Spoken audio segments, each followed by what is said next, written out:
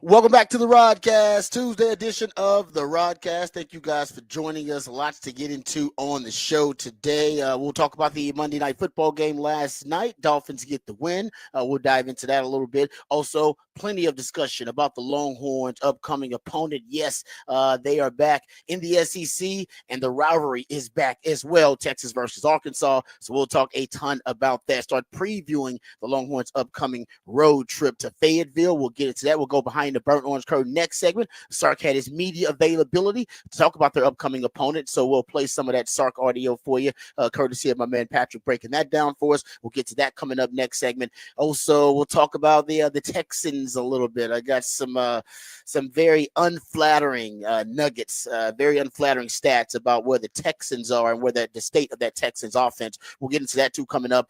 Micah Parsons wants to clear the air and clear the record about his comments on Mike McCarthy.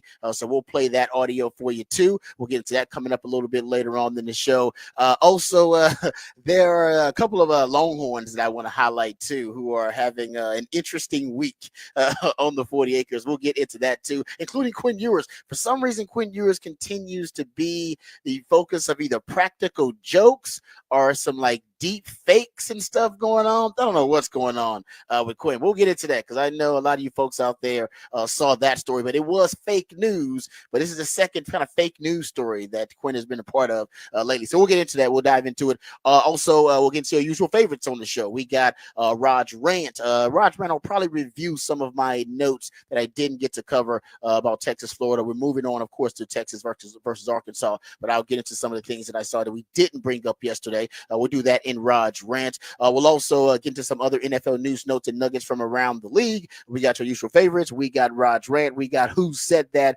topic for the big fat poll of the day. We got Off the Record. We got What the Facts, What the Stats. We are jam-packed on a Tuesday.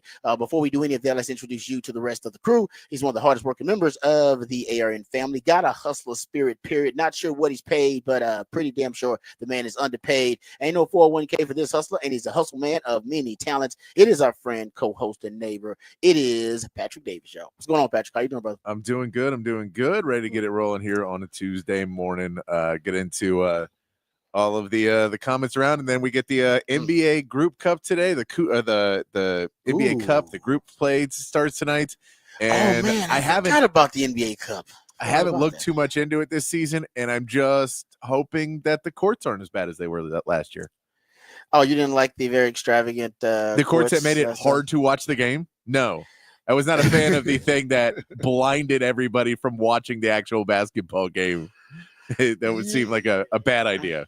Yeah, I think they're just trying to expand the fan base a little bit. I'm hoping they get some newcomers to the NBA Cup. I'm not even against the idea of having a different court for it. I'm not against that. Yeah.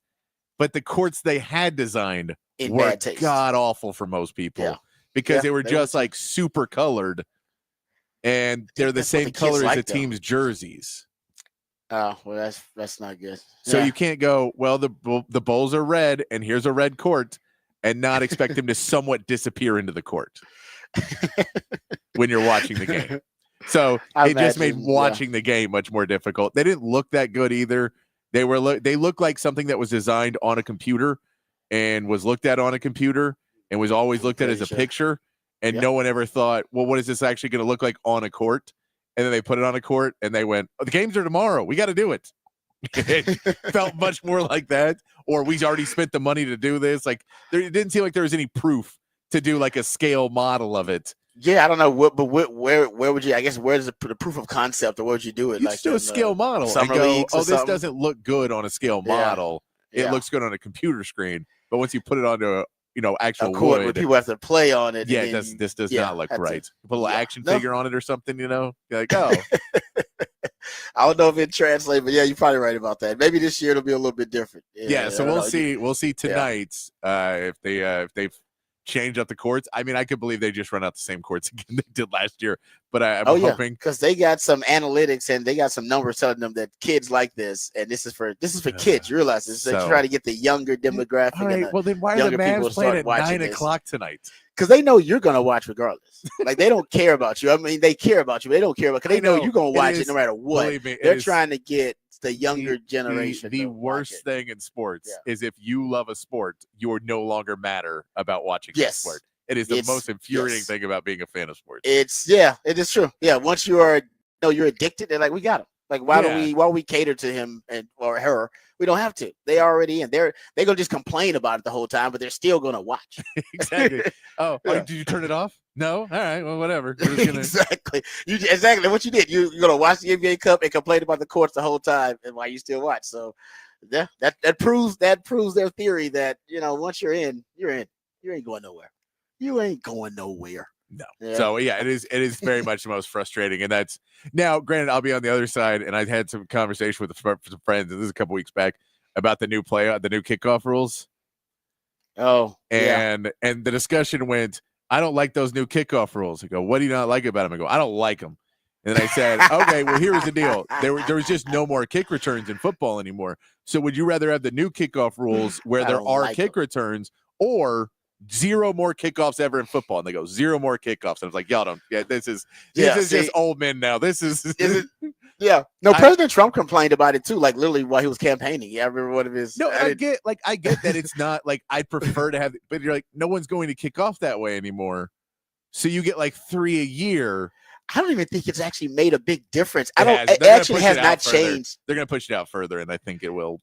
I agree, because I don't think it's actually made the difference that they think it made. Yeah, I'm like, I think you're still pretty much getting the same. You're getting more returns, which is what they wanted. Yeah. But I don't know if it's translating into big plays or anything like that. No, but I think if they push the return timeout until you get more and more returns. Yeah, give them more space, push more those room. up. So yeah, I agree with that. But and they probably will change it. But I agree. I'm like, why are you bothered by it? It basically, it almost is the same. It's not very. It's not that much different. And by the way, for anybody in the text line who gets mad, I talk about basketball for 4 minutes at the beginning of the show. It's okay. It's okay. We'll talk football. You don't have to yell that we talk basketball. We'll get to edible. Yes, edible. I mean, yes. We trust me. As football season starts to wind down, which is sad because it actually is. I know. We get closer to the college football season. It goes by fast. It does.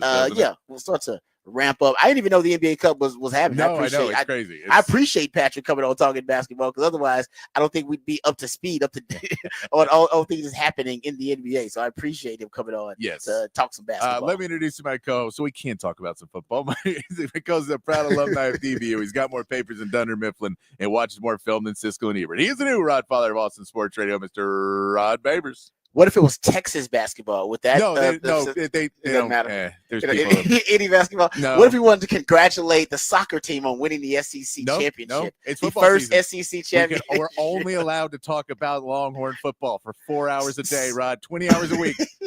We're only allowed. Sark opened up his media availability, I believe, congratulating the soccer team.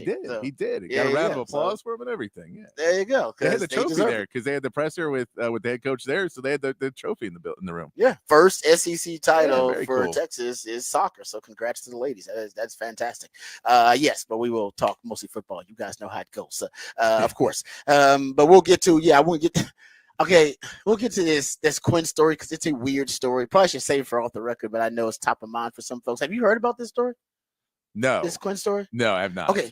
I saw a different fake story about Texas football yesterday. You saw it? Okay, can we talk? Well, I missed that fake story then. I saw the fake story. Give me your fake story about Sark having more kids. Oh, well, the real story is Sark and L'Oreal are back together. I know, but the story was that she was pregnant with triplets.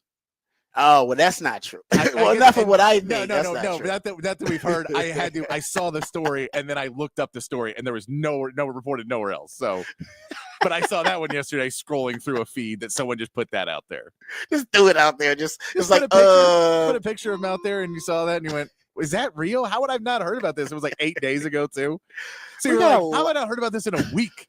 There's a lot of reliable. There are a lot of reliable folks that cover Texas football. We've known them for years, and nobody broke that. Nobody texted us like, "Hey, man, you know what? Nope."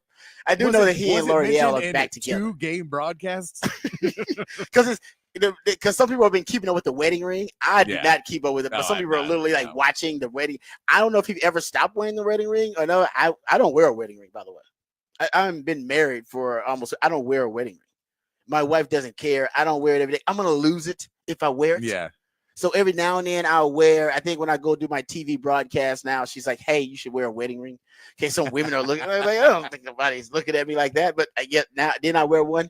And I got like a little rubber one that I'll wear. So if I do wear it, I can, wash my hands with it. And I can, but I don't wear one, and I don't care if she wears. It's like one of those things that doesn't matter to me. Like I could care less. Yeah. But some people that really matters to them, and they look for the wedding ring and all that. Cause I don't. But apparently there are some folks out there, Longhorn faithful, who have been tracking that, and they say the wedding ring is back on. Okay. And she was at the game. I saw it at the game. I know she was actually at one of the other games too when they were supposed to be separated. I know that because I was like in a suite close to her. So she's been around. I don't even know if it was.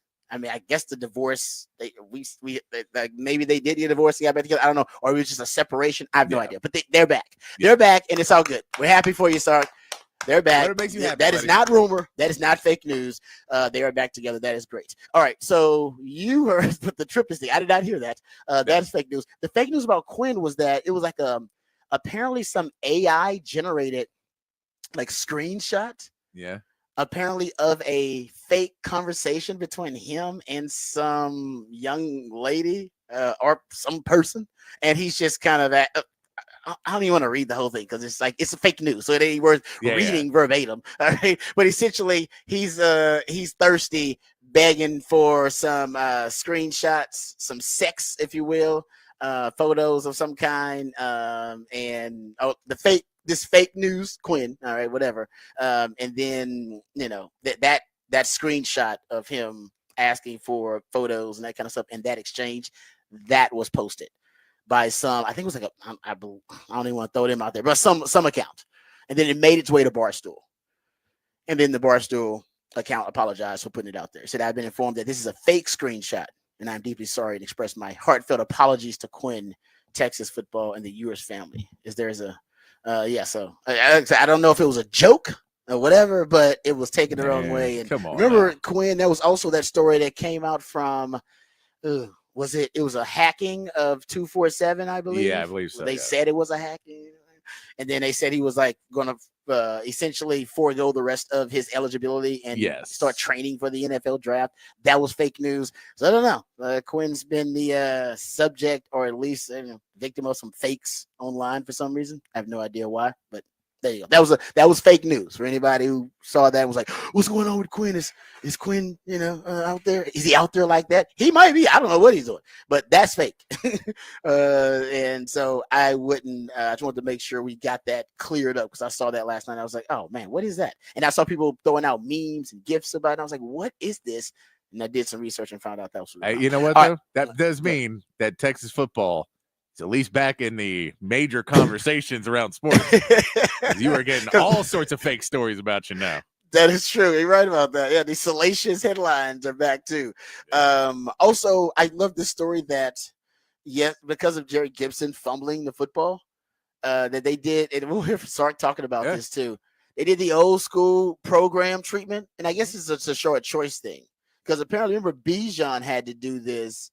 Yeah, I believe when Bijan fumbled, what was that in the Texas Tech game? I think Trey Weissner had to do it earlier this year too. Did he have to do it too? Okay. Well, I like it old school. For those who don't know, kind of the old school approach when a football player fumbles is to have them walk around. I remember my coach doing it in high school. Walk around with the football in school all day and have players. It's supposed to be players. They just come around and try to rip the football away, like all throughout the day. And they could do it, while you're going to class, while you're in class. Doesn't matter. Like you got to hold on to the ball at all times. You got to be aware, right? It's all about ball security.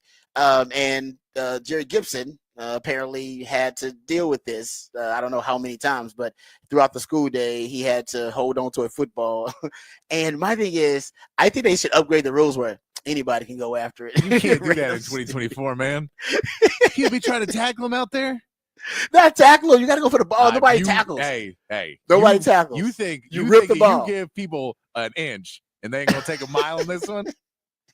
Someone going to be trying to make the roster.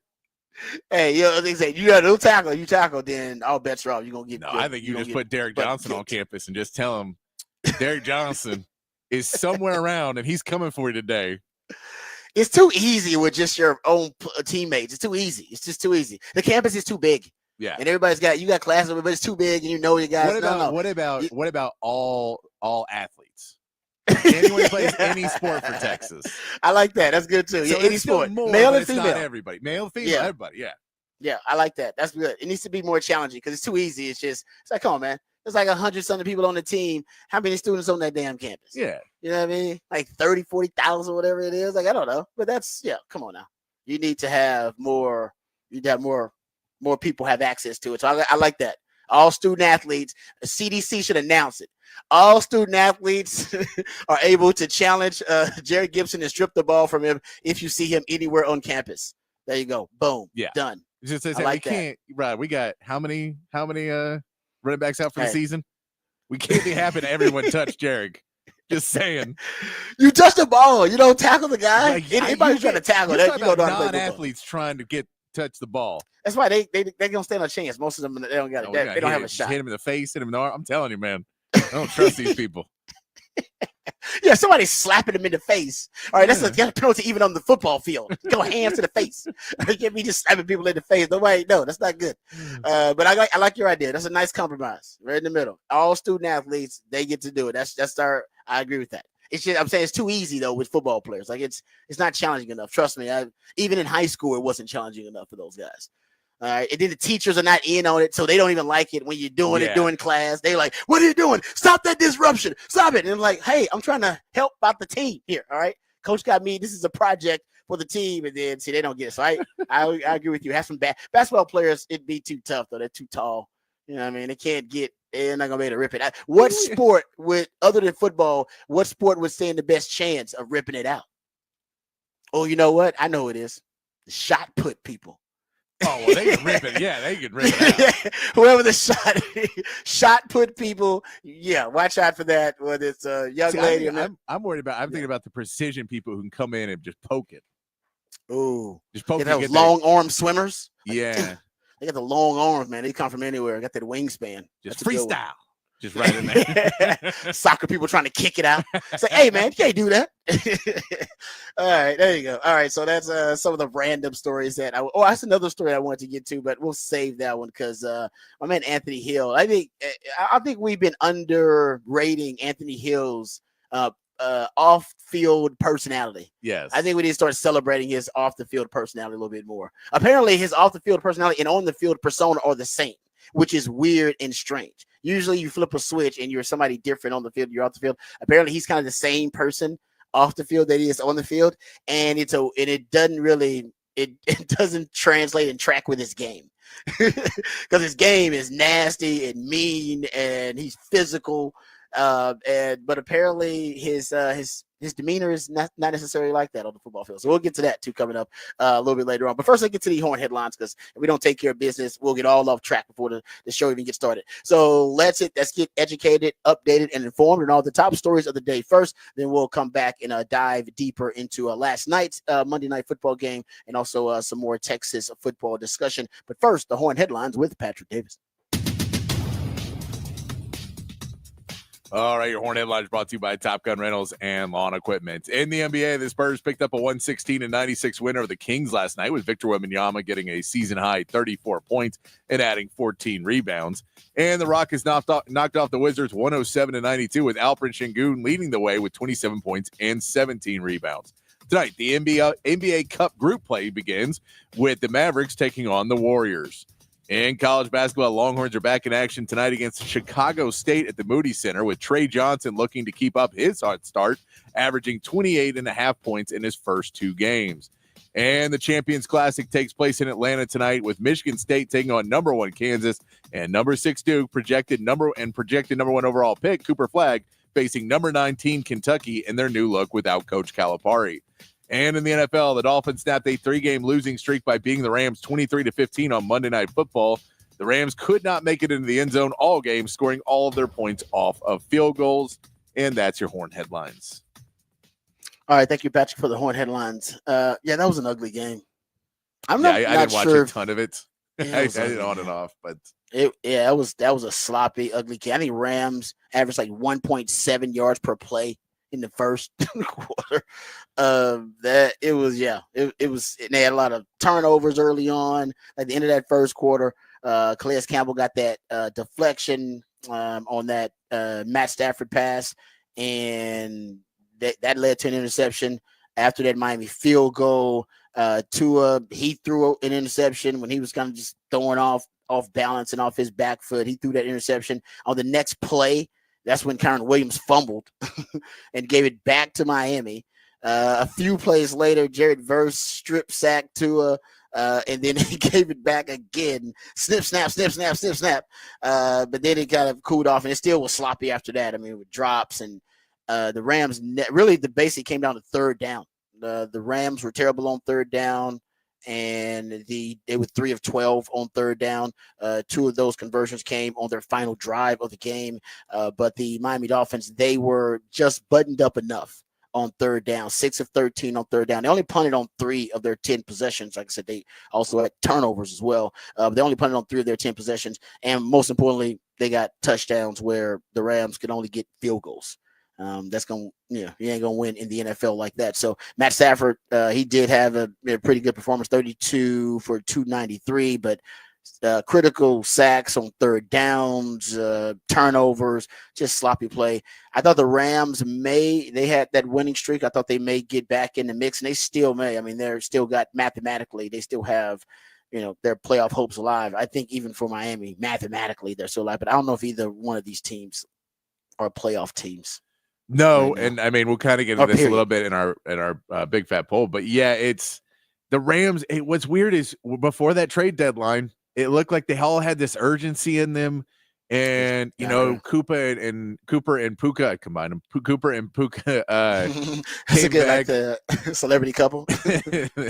And so they came back, and it felt like they were both trying to keep their, say, well, we're going to compete, so don't break us up. We all still want to be here and go win and try and make something happen with the Rams and all look good. And then you took that pressure off the trade deadline. That pressure went away. And now that game felt like, all right, we're good again. We can just kind of relax. And, in a couple of weeks when it comes down and once again, everybody says you're out of the playoffs if you lose this game, then we'll step it back up again. But for this game, we're in a division that's not great. And this team wasn't great, so we didn't get up for it. Like they still have that mindset like that maybe they had the championship switch in their head because they won a Super Bowl a few years back. It's a great point. And there's like you can't do that. You can do that if you just won a Super Bowl. But you are not that team. So it felt like they just could not get up. They didn't get up for the game, and maybe they haven't enough times this season. But there's no point it felt like. Now for the Dolphins, I mean, Tua at this point is on borrowed time, so he is playing like he wants to do something. But I don't know if they didn't have it together when Tua was healthy the first time. No, they had to get their salary cap situation has kind of hamstrung them. That they're not able to put together. They don't really have all the pieces they need for a team. Injuries have also brutalized the Dolphins this year, and they didn't have any depth because of so many guys they got rid of. That they just don't feel like they're a complete team right now. And then you put in a Tua who is trying to play his best, but I mean, he makes them better, but it's still, I don't know if it's good enough. No, and you take 4 or 5 weeks off and you're a quarterback that's kind of on that edge of being a good quarterback and not. I think those weeks off, it's going to take him a couple of weeks to get back into the flow of practice and everything else. He's just not that elite quarterback. So it's going to take him a little bit of time to get back in it. And he probably will and get better back in it if he stays healthy, but they just don't have the pieces to make that team a really good team. Yeah, no, I'm with you. And I mean, with Tua, they basically played him, and they play the Dolphins the same way everybody does. They just played him with 2 deep safeties the entire time, and I was a little bit surprised that he wasn't able to, be a little bit more efficient and effective. But they just trying to cap that. They're trying to put an umbrella over that defense to make sure that Tyreek Hill and Jalen Waddle don't eat them alive. And I thought that would be easy offense for Miami underneath. Didn't really work out that way consistently, but still they did enough to end up winning the game. But I don't think either one of those teams, now looking at them at this point in the season, I don't think either one of those teams are playoff teams. I think their playoff hopes are done, even though, like I said, mathematically they're still in it. They could make a run. Miami could make a run, but I don't see a run in either of these teams. I see them winning games and spoiling it for other teams potentially. Yeah. But I don't know if I see them making a run. No, and the Dolphins, unfortunately, they have the Bills in their division. They're not getting remotely close to the Bills. So no, and in that division with the Rams, I mean, hell, the Cardinals are playing good football now. I get that, but yeah, Seattle's playing. I think they're football. still only a game and a half, 2 games back from Arizona, so they're not. Yeah, that's what I'm saying. Like everybody in that division is playing good football though. Yes. Like now, 49ers get Christian McCaffrey back, so I don't see them necessarily. No, I don't either. But there's at least hope where you're 5 games behind if you're the Dolphins, 6 games behind. Yeah. No, you're right. No, the Rams aren't out of it. No, not any stretch. But like I said, I think it's gonna be tough sledding unless they make some. They get some major changes offensively. Because they got some holes really on that offensive line. They allowed 4 sacks. 3 of those came on 3rd down last night. So when teams know they're going to throw the football, they're having a little trouble protecting Matt Stafford. That was one of their big issues on 3rd down, and why they were 3 of 12 on 3rd down. All right, there you go. So we'll get back into some NFL news, notes, and nuggets. We'll talk Cowboys and talk Texans as well. Let's before we get to behind the Burnos curtains, we'll hear from Steve Sarkisian. I want to talk about Arkansas a little bit because we'll talk about them all week long, and we'll get into Sark's comments about their upcoming opponent. But I feel like Longhorn fans don't understand how dangerous this potential Arkansas offense is. So let me just give you some numbers just real quick about this Arkansas group. This is probably the most, I'm trying to think about the offenses Texas has faced. Yeah, this is the most explosive offenses Texas has faced. Arkansas, let's look at explosive plays, right? Just 10+ yard plays, 20+ yard plays. If you look at 10+ yard passes, Arkansas is 7th. They have more 10+ yard completions than Texas does. 20+ yard passes, they're 12th. Now Texas is 3rd in the country with 49. They got 40. Look at 10+ yard rushes, they're 6th. They got 68 of them. 20+ yard rushers, they're 10th in the country. You can make the argument this is one of the top 10 to 15 most explosive offenses in the country on the ground and through the air. They're 3rd overall in 10+ yard plays. They're 5th overall in 20+ yard plays. This offense is, Bobby Petrino's got it. It's rolling. In terms of just how explosive it is, like they can make some really, really big plays. And for Texas, this is why it's a great test for Texas. Texas is the best defense in the country at defending explosive plays. They've allowed the fewest 10+ yard plays. They've allowed the fewest 20+ yard plays in all of college football. And that's where Texas really has the advantage, is explosive play margin. Texas leads the country in explosive play margin. That is the explosive plays generated compared to explosive plays allowed. And Texas is that they're leading the country right now. Last time I checked, which was yesterday, plus 44 is the number that I have. Actually, take that back. Plus 54 is the number that I have for Texas in their explosive play margin. I think Ole Miss actually is 2nd in the country. But I think this game is going to come down to explosive play margin in a nutshell. I think that's my number one factor in determining, who wins this game, how competitive it's going to be, is the Texas defense, which has been the best in the country at limiting explosive plays. How do they do against the most explosive offense they face? They just haven't faced offenses that are explosive at all, really. Remember, Oklahoma's wasn't. Georgia, good Lord. Georgia is so offensively challenged. I mean, their running back, I think, had the longest reception for them in their last game. Like their skill talent on the outside is surfing. That's just not really a good offense. That's not a good offense. Yeah. Oklahoma's not a good offense. Vandy was a very innovative and creative offense, but not prolific and not scrappy. Scrappy, great term, like that. But they just haven't really faced one. Yeah. Now, by the way, Texas defense will make you look inept. Yeah. And they'll make you look like a very mundane and a very conservative offense, because you don't get a lot of explosive plays on them. But they really hadn't faced an offense this explosive. I think they're definitely up to the challenge. So I'm not trying to put fear into the Longhorn Nation about this game. I'm just saying I don't think Longhorn fans are aware of how explosive that Arkansas offense has been so far this season. It's up there, and like I said, Texas has not had a challenge like this so far, because offensively the teams that they face, they've been, average to above average offenses for the most part. This is a really good offense. It's not just above average. So that's the to me but their defense is not good. Their pass defense is Texas should have their way with their pass defense. I'll just give you here are their rankings in pass defense. In pass defense, 125th. In passer rating allowed, 116th. In completion percentage allowed, 100th. In yards per attempt allowed, 111th. In 10 plus passes allowed, 105th. You get the point. Right? Texas, with their weapons offensively and their identity and their mindset about the pass, opening up the run, I think Texas will be fine. Now, you'll be on the road. And the last time you were there, Texas did not adapt well to that road environment, but you'll be on the road. And, Arkansas had a bye week, so I'm sure they'll have surprises in there for you that you're not expecting, some things that are not on film. They will break tendency. It's their Super Bowl.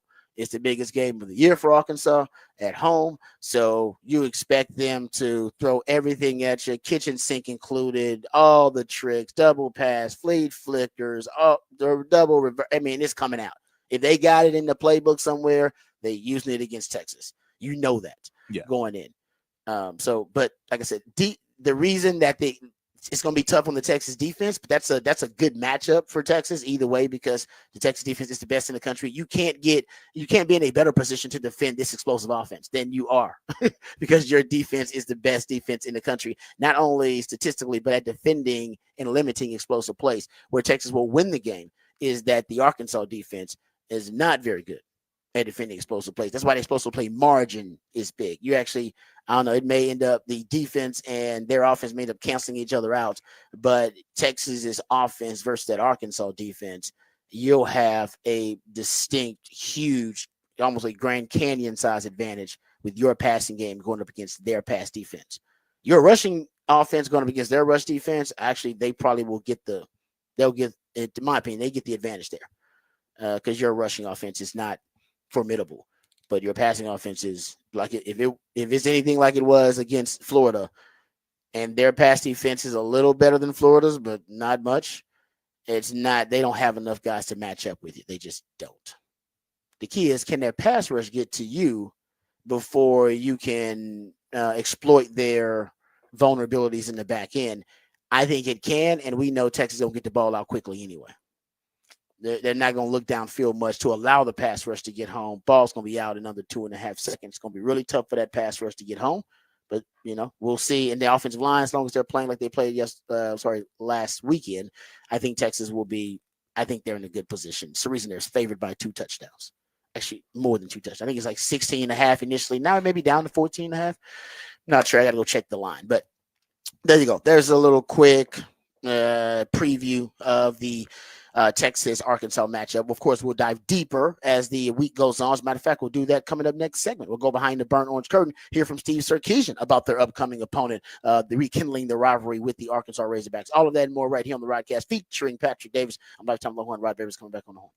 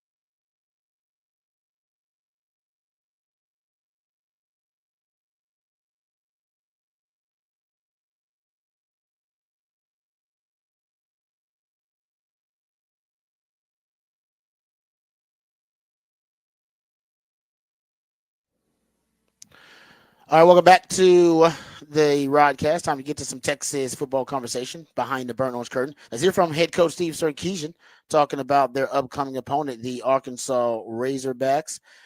Here is Sark talking about last time they went there, which was one of the ugliest losses I think Longhorn fans have ever experienced. It happens. I've talked about this with Arkansas before. That old adage, they hate Texas more than they love themselves. They use that hatred. It fuels their play. And usually when they play Texas, I was talking to Stevie Lee about this, and Stevie Lee said, yeah, the only game he lost at DKR at home, I believe he said, was during his time at Texas, was that 03 Arkansas game. Was it 03, that Arkansas game where Matt Jones went wild and ran crazy on Texas? Ended up, I think playing right wide receiver in the league. But anyway, I think every generation of Longhorn football player experiences the Texas Arkansas rivalry, but it wasn't in conference because we were in the Big 12. So that generation of Texas players, they all got a taste of it. And a lot of the times, man, it didn't work out in Texas's favor, but when they were not in conference with them, because I don't think Texas understood what the rivalry was about. And I don't think they understood how powerful that emotional charge is for Arkansas. I mean, think about the recent times when Texas played Arkansas. Sark got a piece of it. Is Arkansas a better team than Texas or has more talent than Texas when they play them? No, never. Never. Like, literally never. It's very back in the day, like way back in the pre-modern era. I'm talking about during the Big 12 time where you're not in a conference with them. They're no longer a conference rival. During that time, I don't think Texas figured out what it was about. And most of the time during that era, Texas has better talent overall. But did Texas play with the emotional charge that Arkansas did? Nope. Not in those games. Not in that game that Sark experienced. Not in the game I experienced in 1999. Not in that one that was it 03, 04, whenever that was. Not the borderline erotic game that Charlie Strong experienced.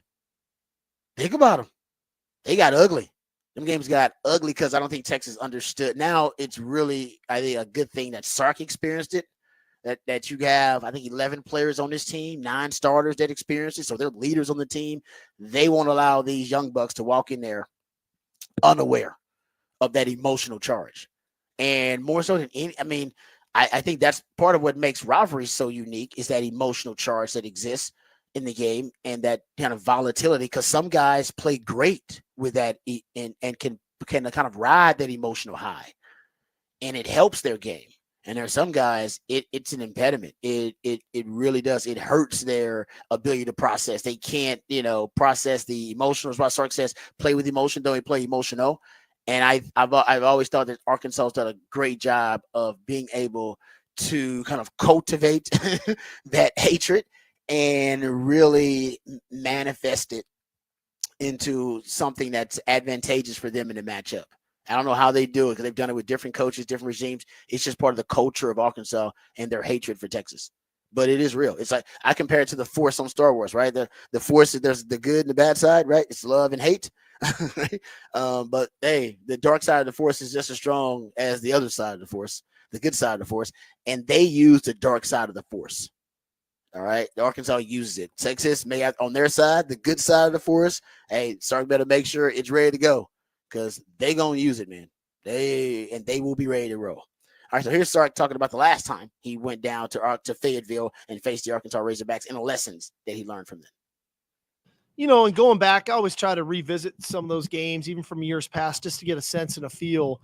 The frustrating part with that game more than anything is we didn't play great. But then you look up and you watch the game, we forget it's the middle of the third quarter, 16-7, and we were playing hard. We just weren't playing great. And so I think on twofold is, obviously we wanted to upgrade as best we could the roster, especially from a depth perspective. And then as the game wore on, a couple explosive plays kind of kicked into play. And unfortunately, we didn't make some of our own. But the competitiveness of our team, I thought we fought in the game. But naturally, okay, what do we need to do? And I think it was good, not only for myself, but for the staff and for our players to say, like, okay, that's an SEC team at the time. They weren't at the top of the SEC. There were some pretty good teams still there. So we had a hill to climb to get to where we wanted to get to. So it feels pretty good knowing we're going in there this year with what we think is a little better roster, a little better understanding from a coaching staff perspective of what's going to be needed in that environment. It's a very tough environment. But what's going to be needed kind of from an emotional and mental standpoint, but also from a physical standpoint. All right, let's start talking about the last time that they went down to Fayetteville. Here is start talking about those players, specifically the very few of them, but very important players and leaders on this team who actually did experience that Arkansas trip, and now what that can help Texas in terms of their young roster and helping them now adapt to such a hostile environment. Yeah, it's pretty cool. I think there's 11 guys on our team that are on our team today that were there in Fayetteville. 9 of those guys are starters today that probably weren't starters back then at that time. We can use little subtle video reminders and things of what that moment was like. But at the end, it's going to be their leadership, right? Because we may have some players, younger players that are looking like it's just another game. And I know those guys are in that locker room right now talking about that game and talking about that environment and owning that environment and why it's important to own it and having the right poise and composure, staying enamored with what we need to do. But I know all 11 of those guys probably got a pretty bad taste in their mouth and got a chip on their shoulder from the last time we were there. Yeah, and something else I think Texas has to, grow accustomed to, and I talked about this during the offseason, playing your rival on the road. Your rival you've been playing without A&M and without Arkansas has been a neutral site. Like playing your rival on the road is different, right? They got a special hatred for you. Imagine having to go to Norman to play. I mean, what an advantage that would be. Texas hadn't had to do that as a program. That's just not, they went to Arkansas in 2021, but this is now a new thing to do it in conference and do it obviously every other year. So I think that's something too that's going to be new, and they got to do it twice here in the last 3 games. Here is start talking about playing well on the road, and I think it's going to be even more important playing well on the road versus a rival. I think our culture, our connectivity, our love for one another has been a big piece of that puzzle. Our guys are very connected when we go on the road. It's a smaller group. It's a smaller team on the road. There's less fans, obviously, and we need each other. We have to lean into each other. We have to pour into one another. And to do that, you can't just turn it on the week of the game. And I think that it speaks volumes to the connectivity that these guys have in that locker room, that they can really lean into one another on the road. They can hold each other accountable on the road of what's acceptable and what's not and how we're going to perform and the mindset that we need to be in. I think it takes great poise and composure on the road. And I think that we've learned and grown into that aspect of it as well. One of the worst things that can happen on the road, especially in a rivalry game, is you get emotional. And when you start to play the game emotional, that's when mistakes and selfless acts occur. We definitely want the emotion, but man, we need our poise and composure on the road and stay clear-minded and focused on what we need to do. All right, let's start talking about playing well on the road. Here's Sark talking about the quarterback for Arkansas. This also will be a challenge. It's definitely the best dual threat quarterback that they've faced in Taylon Green in one of the most explosive offenses that they've faced. Here's Sark talking about preparing for Taylon Green, the Arkansas quarterback. First of all, he's huge. I mean, the guy that his size that can run the way that he runs, and sometimes you don't think he's covering as much ground as he is, but the stride length is so long that he's able to cover ground. And so the explosive plays that he uses with his legs, his ability to make all the throws down the field. Coach Petrino's, an elite offensive play caller and offensive schemer. So they put him in really good positions when they're in the zone read game, the quarterback run game. They put him in really good positions for the shots down the field and the drop back pass game. So you have to defend a lot of offense. And then when you have a guy like him running it, it can be extremely challenging. All right, yeah, that's start talking about the Arkansas quarterback, and he's right. I mean, that when they get that offense rolling, it really can be problematic. But the Kim Kardashian, Nicki Minaj, Serena Williams size, Cardi B size, Megan Thee Stallion size, but they have not faced the best defense in the country, which is what they will be facing when the Longhorns travel down to Fayetteville. All right, so we'll play some more Sark audio later on the show. He has a lot of interesting little tidbits, some about the game versus Florida that I want to get into. So if we don't have time for it, we'll get into it coming up in the next couple of hours here on the show. But let's get to the break here. When we come back, we'll get the topic for the big fat poll of the day and also start diving into the musically themed day of the week right here on the Rodcast featuring Patrick Davis. I'm Lifetime Longhorn Rod Davis coming back on the horn.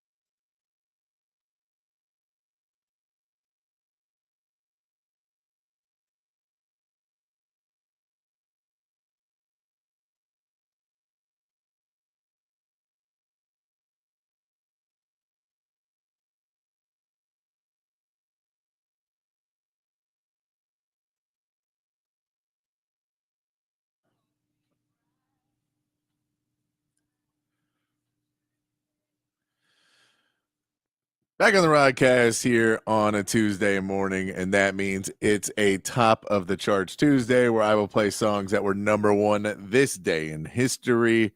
Kicking it off with some Johnny Nash there on a Tuesday morning. How about we go over to the big fat poll of the day? Text line's open. 512-447-3776 is the text line number. And we'll get this posted up on X at the Horn ATX. Patrick's Big Fat Poll of the Day on the Horn. We talked about this a little bit earlier because the Rams were in Monday Night Football, but today's poll, which below 500 team has the best chance to make the playoffs? So looking over in the NFL, a team that is below 500 right now which team do you think has the best chance to just make the playoffs? These are actually, I put these together and then I looked at the actual probability odds, and these are the same teams. So we're on the right page with these. There's a couple other teams that could be in. I think there's 6 teams total that you feel are on that edge that could possibly do it. But I've got 4 for you here. 2 AFC, 2 NFC. The Bengals are at 4-6. Tough division, but a good team. Say it was probably the best 4-6. They're probably one of the best 4-6 teams. They feel like they could be at least a 500 team. And just had some bad breaks so far this season. The Indianapolis Colts, 4-6, not great, but in a division where they're still not technically out of the division race. They're still able to be in there. They do have some talent on this roster, a decent coach. They don't have the quarterback necessarily, but they do have some players. Can they play it out? And if the Texans fall apart at a certain point, do they come back and make the playoffs? Do they get in a wild card? If they're able to just beat out all the other bad AFC South teams and beat out some of these other teams, do they make it and just get to 500 and make the playoffs at the back end, or do a game above 500? Can they do that? The Tampa Bay Bucks, they are in a division 2 where it's only one other team they're competing with, the Atlanta Falcons. Tampa Bay Bucks are 4-6, and we'll put the LA Rams in at 4-5. They're also in a division that's a lot of good teams, but no great teams. No one has stepped away in that division yet, so they're still mathematically into it. You could say the Bears are still in it. You can say the Seahawks are still in it, but those ones felt a little bit further away. I don't know. I'll trust Matt Stafford a little bit more than I'll trust Geno Smith to get the Seahawks. I know that defense is playing well, but I'll trust Matt Stafford over I'll trust Geno Smith, and I'll trust Sean McVay as well, that they've done this a couple times and snuck back into the playoffs. So I'll put them in there over the Seahawks and the Bears. I mean, that offense is just falling apart and is god awful right now. Yeah, what they have, like 9 sacks or something like that in that game. Oh yeah, but they haven't scored a touchdown in forever, and it's bad. Crazy. Yeah, no, it ain't good. That's a good question. I got to think about that. I got to ponder that one. As always, a good conversation starter. I got to think about that one a little bit more. Yeah, because I mean, when you look through it, the Bengals being 4-6, like I said, that's the best. Them and the Bucks are the best bad teams in the league. Yeah, and they're right there, but they can't seem to pull off these wins. The Bucks are at least in a division where the Falcons are not pulling away from it yet, so you could still fight back a little bit in that division, which helps you out. The Bengals have, they're in a tough division. They're just in a tough division. Even if the Browns are down and maybe they're not going to, maybe tank a little bit this season and pull out and not try and be as great as they need to be, you still have to play the Steelers, who are playing really good football right now. You still have to play the Ravens, who are playing really great football right now. So those are 2 really hard teams. And I mean, you've already lost the Ravens twice if you're the Bengals, both in very close games. Couldn't pull out either one of those. I think those are the 2 best teams by a long margin in this. But the question is, do the Colts find a way to sneak back in because they're playing worse teams? And do the Rams find a way to sneak in just because they've been able to do it in years past? Yeah. Man. Yeah, good question. I said I got to think about that a little bit. I don't know about the Rams, though. I don't think they sneak back in it. I think that division is just too wild. Crazy, which means they could sneak back in it because anything can pretty much happen. But like I said, I think they have some deficiencies that are going to hold them back. But the Bucks and the Bengals, 2 of the best bad teams in the 2 best bad teams in the league. I mean, both of those teams have been so close to having a winning record and being probably the division leader or close to it anyway. But yeah, so we'll get into it. All right, what topic for the Big Fat Poll today? As usual, great stuff there, Patrick. We appreciate you. We'll come back. We'll get into some Texans talk. I got some numbers about the Texans and their disappointing loss to the Lions that is troubling, to say the least. We'll hear from Michael Parsons. He wants to set the record straight about his comments regarding Mike McCarthy yesterday. So we'll hear from him from his podcast, Setting the Record Straight. We'll also have Rod's Rant. That will be reviewing the Texas-Florida game. I got some notes from my rewatch that I didn't get to yesterday, so we'll do that when we get into Rod's Rant. All of that and more right here when we return on the Rodcast featuring Patrick Davis. I'm Lifetime Longhorn. Rod Babers coming back on the horn.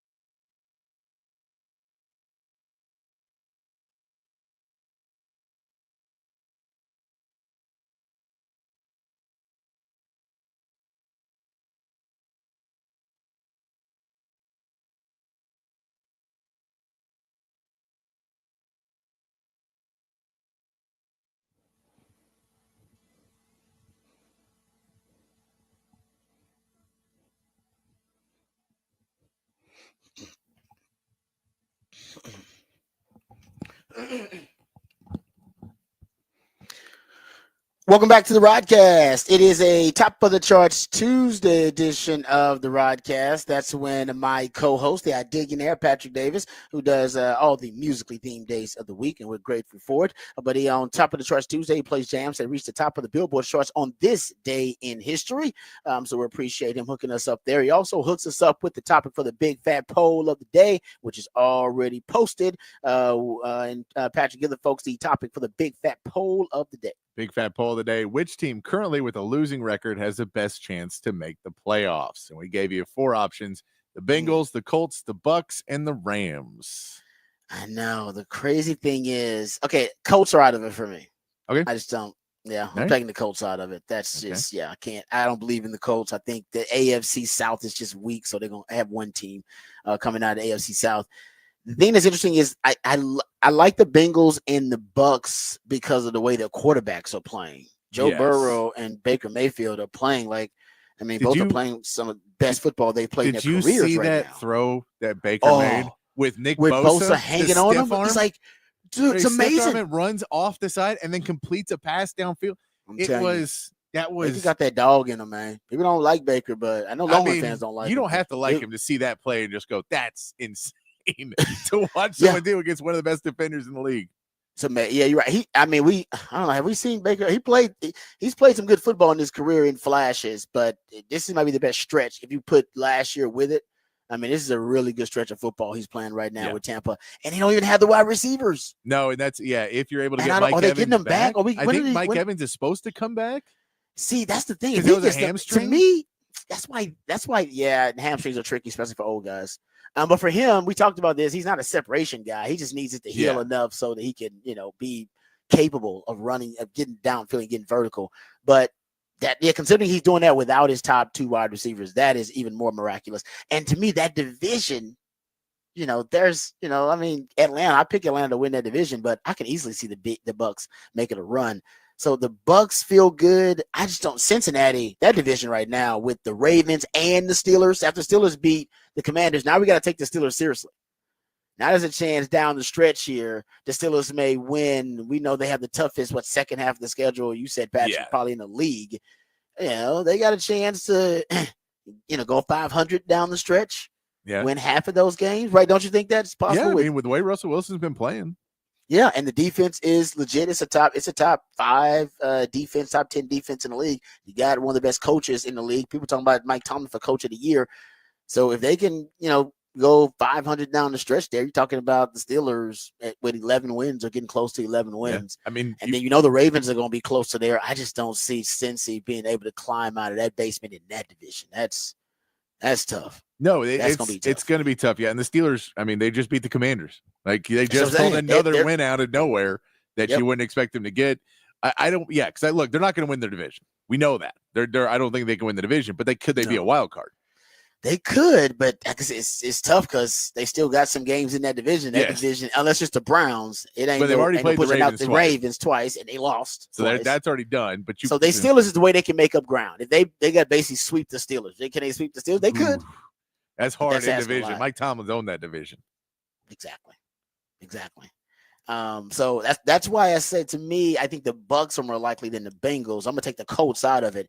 Rams, that's the wild card because I don't know who the best team in that division. I would say is San Fran when they get Christian McCaffrey, but this is the most flawed. I think the most flawed iteration of the Shanos San Fran 49ers, and the Seattle Seahawks can. I think they're just going to cannibalize each other in that division because the Cardinals are playing well. So there's so much cannibalization. I don't know who's going to come out on top. I think it's San Fran, but then you could end up having. Will that division have enough separation for you to get multiple teams in? Yeah. Can you get a team that's a game or two above 500? Yeah, because of this, because ain't no guaranteed win. You could beat San Fran, lose to Arizona the next week in that division. That's just the way it is. So that's why I'm reluctant to pick the right now. I think the Bucks are my pick if I can look at them wide receivers and win the timeline for them. I just looked up. Mike Evans said he was close this week. Okay. They have a bye week next week. Oh, that's good. So week 12 would be their next game. Yeah. And so he could be back. If you said he was close now, you get a bye week in between. That would lead you to believe that maybe in 2 weeks when they play their next game, he should be able to come back. That's a huge thing to get Mike Evans back if he can stay on the field. Oh, man. With the way Baker's playing right now, there's no doubt. Yeah.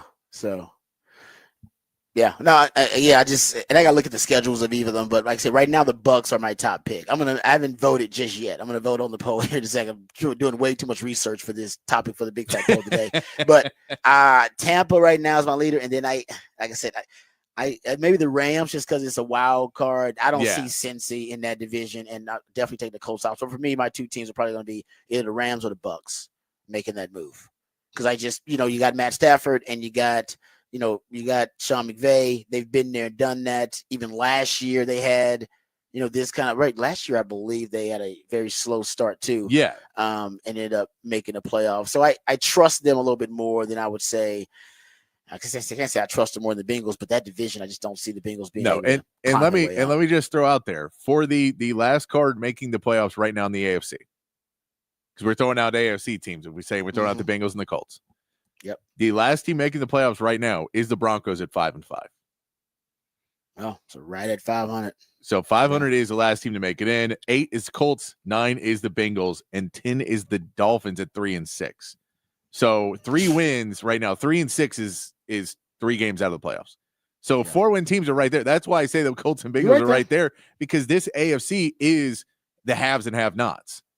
Agreed. And so if you're just 500, you may be able to sneak in to that 7th spot, that wild card.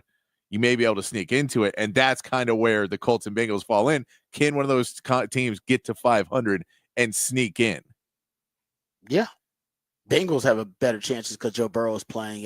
Joe Burrow is playing good football. I tell you, prior to last week, they had Joe Burrow was top 5. Well, actually top 3, I believe, in like passer rating and in QBR.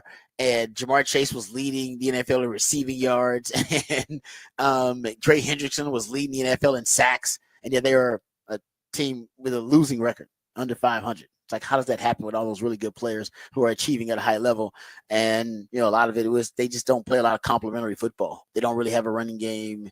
They let the short, quick passing game be the extension of the running game. The pass defense hasn't been elite, but the defense overall, I believe, still is a top 10 defense. It's very perplexing. They are really I don't really understand how the Bengals are under 500 because they're a good. Look how they played the Ravens. I mean, they're a good team. It's just, they got some weird stuff going on with the Bengals. They probably are the best. I know why the Bucs aren't winning. They don't have their 2 best wide receivers. I know why they're not. I don't know why the Bengals aren't winning. Yeah. Like, it's not really clear. They just don't play. They can't. They're not clutch enough, and that's crazy to say that because Joe Burrow is a clutch person, but as a team, they're not clutch enough, and they haven't beaten any good teams. They don't know how to beat good teams. Every good team, every win they have is over a bad team. Not just a bad team, like a really bad, like a 2-win team. They only got wins over 2-win teams. Yeah, come on.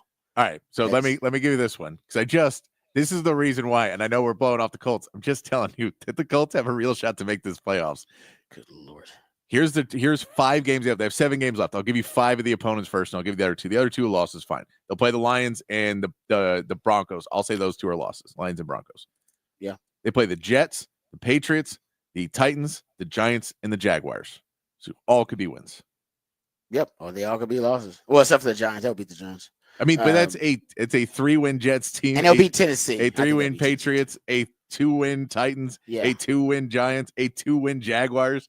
This is not like those are not good teams. No, they're not. That's like all the wins. Just saying that is a team that could easily be 9-7 to finish the season. Agreed. It's true. If it falls their way and they figure out quarterback and all that kind of Joe stuff. Joe Flacco's it. Yeah, well, you're right. And Joe Flacco was he in the same position last year, pretty much. Yeah. Right, with the Browns. That's basically they started off slow. They put Joe Flacco in, and then they caught fire. So no, you're right. Either of those teams, it could happen. For me, I mean, I'm gonna stick to the NFC teams. I'm gonna stick to the Rams and the Bucs, and I'll make my vote on which one of those teams. But you're right. Either of those, you're still alive as a 4-win team right now. But you better make your move. You better make it soon. If you don't make your move in the next 2 weeks, basically, if either of these teams don't make their move in the next 2 weeks. I think then we're like, all right, you're done. Like, even if mathematically they're saying, it's like, no, they need to basically go. These teams, one of these teams needs to go 2-0 in the next 2 games. Yeah, in my opinion. And then you'll feel pretty good about it. And then you'll feel a lot better about it, right? Because I mean, we're getting down here to it's the nitty gritty, as I don't think anybody has said in 10 years. But we're getting down to it now. What is the nitty gritty? I don't know. But we're getting down to it now, and I feel like, well, that's not going to be the Colts because they're not going to beat Detroit. Maybe they would. I mean, who knows? All right. But they're not going to. All right. So let me give this. So I can tell you the probability machine will tell you that the Bucs are the answer. That's what the probability machine will tell you. I will give you the rest of their schedule right now. Yep, that's how I feel. The Giants, the Panthers, the Raiders, oh my God, the Chargers, that's Cowboys, the Panthers, and the Saints. Oh, boom! I told you. I didn't even look at the schedule. I was like, oh, I'll tell you, the Bucs. They feel like the team. So they probably could win half of those games without Mike Evans. Yeah. So I'll tell you, probability machine would tell you that the Bucs would win. If you look at their schedule, that's right in there. Vote right now. Bam, there it is. Yeah, thanks, Patrick, for confirming that. That's where I was leaning anyway. There you go. Boom. That makes it easy. Yeah, I mean, it feels like this Baker's just keeping them in the games, man. Baker's battling. Yeah. Baker got that dog in him right now. He's playing like he's got that dog in him. Got that dog. Yeah, because they've already lost to the Falcons twice. So they don't play the one good team in that division. I know. Once you already have those one good game in your division, you're like, oh, all I got to play is the bad teams now. You can get another 4 wins that way, 3 or 4 wins that way. Well, those games close. I think those games were close, right? I think one was overtime. Close. Yeah. Ooh, that was the one they were supposed to steal from and split it. Yeah. So one went to overtime, and then the other one was 31-26 Falcons. Still relatively close. 1-score game. Yeah. Yep. All right. Good stuff there. All right. Let's hit these horn headlines, and then we'll come back and we'll talk Texans and we'll talk Cowboys. We'll hear from Michael Parsons, who wants to clear the air or set the record straight about his comment about Mike McCarthy yesterday. We'll get to that as well and talk a little bit of Cowboys. But first, let's get updated, educated, and informed with all the top stories of the day with Patrick Davis and the horn headlines. All right, your Horn headline is brought to you by Top Gun Rentals and Lawn Equipment. In the NBA, the Spurs picked up a 116-96 win over the Kings last night, with Victor Wembanyama getting a season-high 34 points and adding 14 rebounds. And the Rockets knocked off the Wizards 107-92, with Alperen Şengün leading the way with 27 points and 17 rebounds. Tonight, NBA Cup group play begins with the Mavericks taking on the Warriors. In college basketball, the Longhorns are back in action tonight against Chicago State at the Moody Center, with Trey Johnson looking to keep up his hot start, averaging 28.5 points in his first 2 games. And the Champions Classic takes place in Atlanta tonight, with Michigan State taking on number 1 Kansas and number 6 Duke, and projected number 1 overall pick Cooper Flagg facing number 19 Kentucky in their new look without Coach Calipari. And in the NFL, the Dolphins snapped a 3-game losing streak by beating the Rams 23-15 on Monday Night Football. The Rams could not make it in the end zone all game, scoring all their points off of field goals. And that is your Horn headlines. All right, thank you, Patrick, for the Horn headlines. Appreciate those as always. We'll get to the Micah audio here, where he talks about what he believes was taken out of context, his comments on Mike McCarthy and his status with the Dallas Cowboys. We'll get to that here. And then next segment, Roch Rant, we'll review kind of the last day reviewing Texas' win over Florida. Got some things that I wanted to hit in my notes that we didn't get a chance to get to. So we'll talk about that a little bit and hear from Sark talking about the performance Texas had versus Florida, even though we're starting to look ahead versus Texas versus Arkansas. Here's a couple of troubling. I saw this stat. I was looking at that. I went back and rewatched the Texans game versus Detroit. I don't know, I'm a masochist. But I was looking for something in particular and went and found it. And I figured that the Texans were in 3rd and 10 or more a lot because it felt that way watching the game. Turns out they were in 3rd and 10 or more to gain 7 times. Against Detroit, and averaged 8 yards per attempt in those situations. And so now on the season, because I went to see, like, okay, so because I remember early on in the season, when we talked about this early on in the season, this was a big issue, that they were in 3rd and 10 plus a lot, 3rd and really, really long a lot. And last season, I think they became overly reliant on the Save Me CJ recipe because he actually led the NFL on converting third and 10 plus yards to gain. He was better than anybody in the league. It was amazing as a rookie to be able to do that. Well, I think it's coming back to haunt them a little bit because the Texans have run more plays with third and 10 plus yards to gain this season than any team in the league. After that game this past weekend, that put them at 50 plays they've run on third and 10 plus yards to gain. That's amazing. CJ Stroud, I should say, has been the quarterback on third and 10 plus yards to gain on 50 dropbacks. The next closest quarterback is Deshaun Watson with 37 of them. Yeah. Aaron Rodgers has 37 as well. Caleb Williams has 36. Daniel Jones has 35. These are not the quarterbacks who are playing at a really high level in the league right now. Because that's really hard to be in a situation. And you can make the argument that I guess that's a play caller's, that's a lot of that is on the play caller too. Now that could be on the O-line with, negative plays and sacks. In the game versus Detroit, I think a lot of it was the lack of run game. I mean, your run game was the worst that your run game has looked all season long. As a matter of fact, it was actually one of the worst run games that I believe any running back has had, with at least 25 rushes in, I want to say it was like the last 10 years. Like, that's how bad the running game was. Yeah, he had 46 yards on 25 carries. It was the lowest yardage total for a player with 25 rushes since 2013. And so that put you behind the chains a lot. You were sacked 4 times. I mean, I know people say 4 times is a lot. 4 times is a lot of times to be sacked, but compared to the pressure rates and compared to the duress that CJ Stroud had been under in previous games, he did have some time to actually make some throws downfield. But I digress. Still, him being in third and 10 plus yards to gain that many times, and now being in third and 10 plus yards to gain, being in that situation, dropping back in that situation more than any quarterback in the league, that's troubling. Because it's, like I said, it was a problem at the beginning of the season, and then it pops up again in your biggest game of the season late in the season. That's troubling. And that leads to, as we've talked about, easy pressure packages, because teams know you're throwing the football. They can pin their ears back. You got to actually drop back, and you got to drop back more than a 3-step drop usually, because you're trying to get the football past the sticks, past 10, 15 yards, whatever it is, to get the first down. And that allows pass rushers to get home, because it takes them, a little over 2.3 seconds to get there a lot of the times. And it's going to now take you a little bit longer in your process, in your progression, to be able to get the football to a deeper vertical route past the sticks. And that's led to CJ Stroud being hit 71 times, which is the most in the NFL. He's been hit more than any quarterback in the league. Boom. Yeah. That's not good. No. That's not a good. That's not a good sign. There's some major flaws with this Texans team. And, we said early on when D'Amico Ryan said, the problems will be fixed.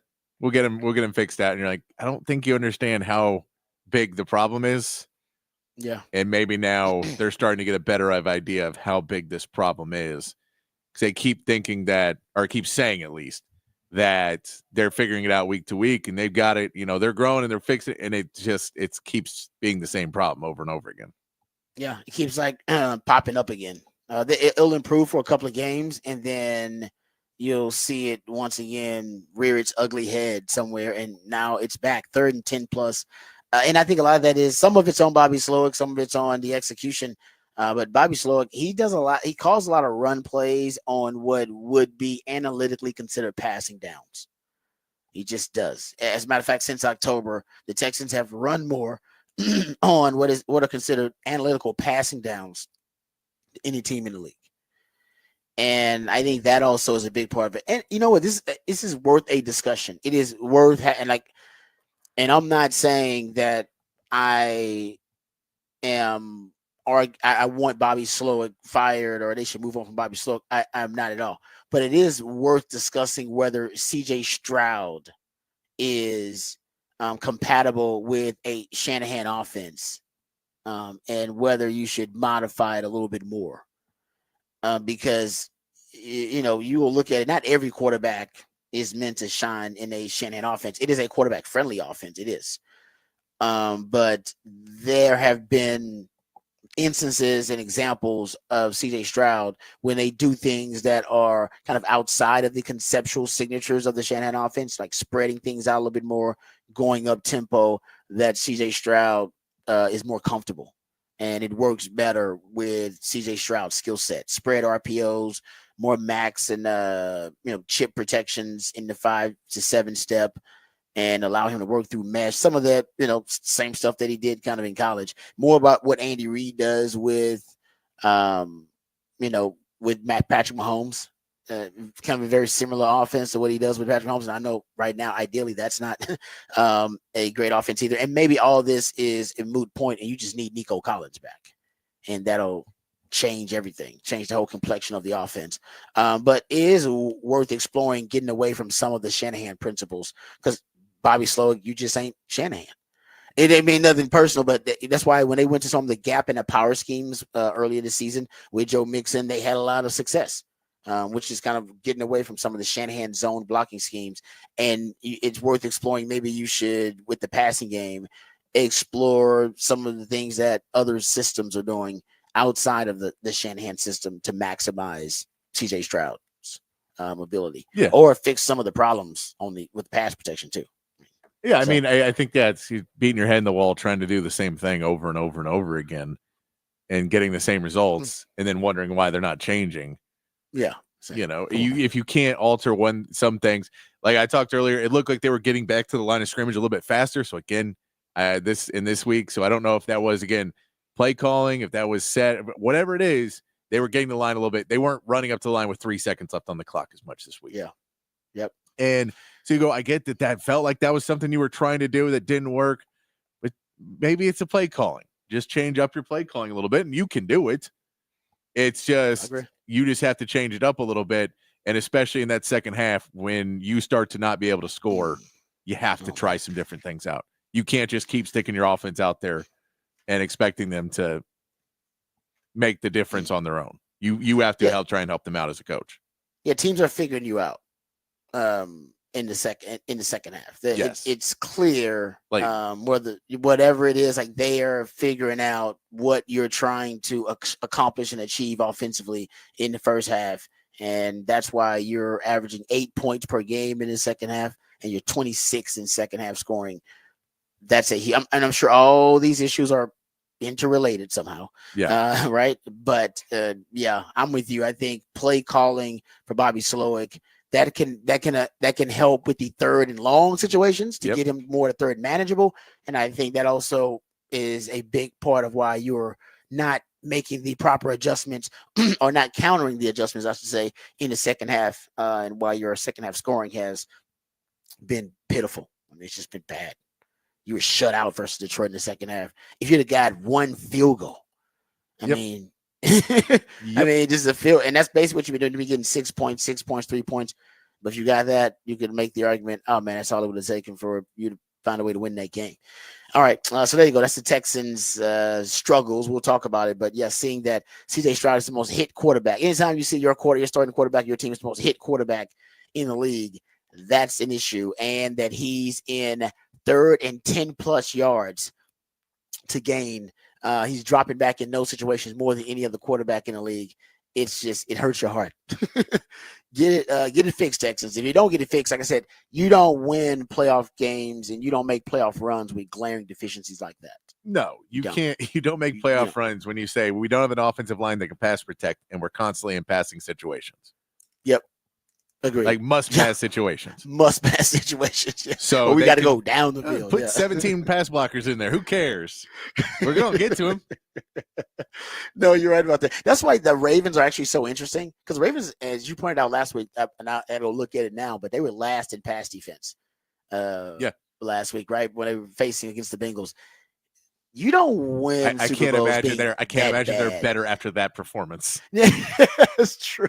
Good point. So they still last, yes. But you don't win Super Bowl. What was that last time a team won a Super Bowl being the worst in the league at something? No, well, luckily there's not a team in the AFC that has like the best quarterback on it, right? Now DeAndre Hopkins, Travis Kelce. That isn't. You know what I mean? Like, when was the last time that happened? Like, yeah, if the Texans get Nico back, man, the Texans might be able to make some plays against the Ravens. I mean, I ain't gonna beat them, but at least you can make some plays. Oh yeah.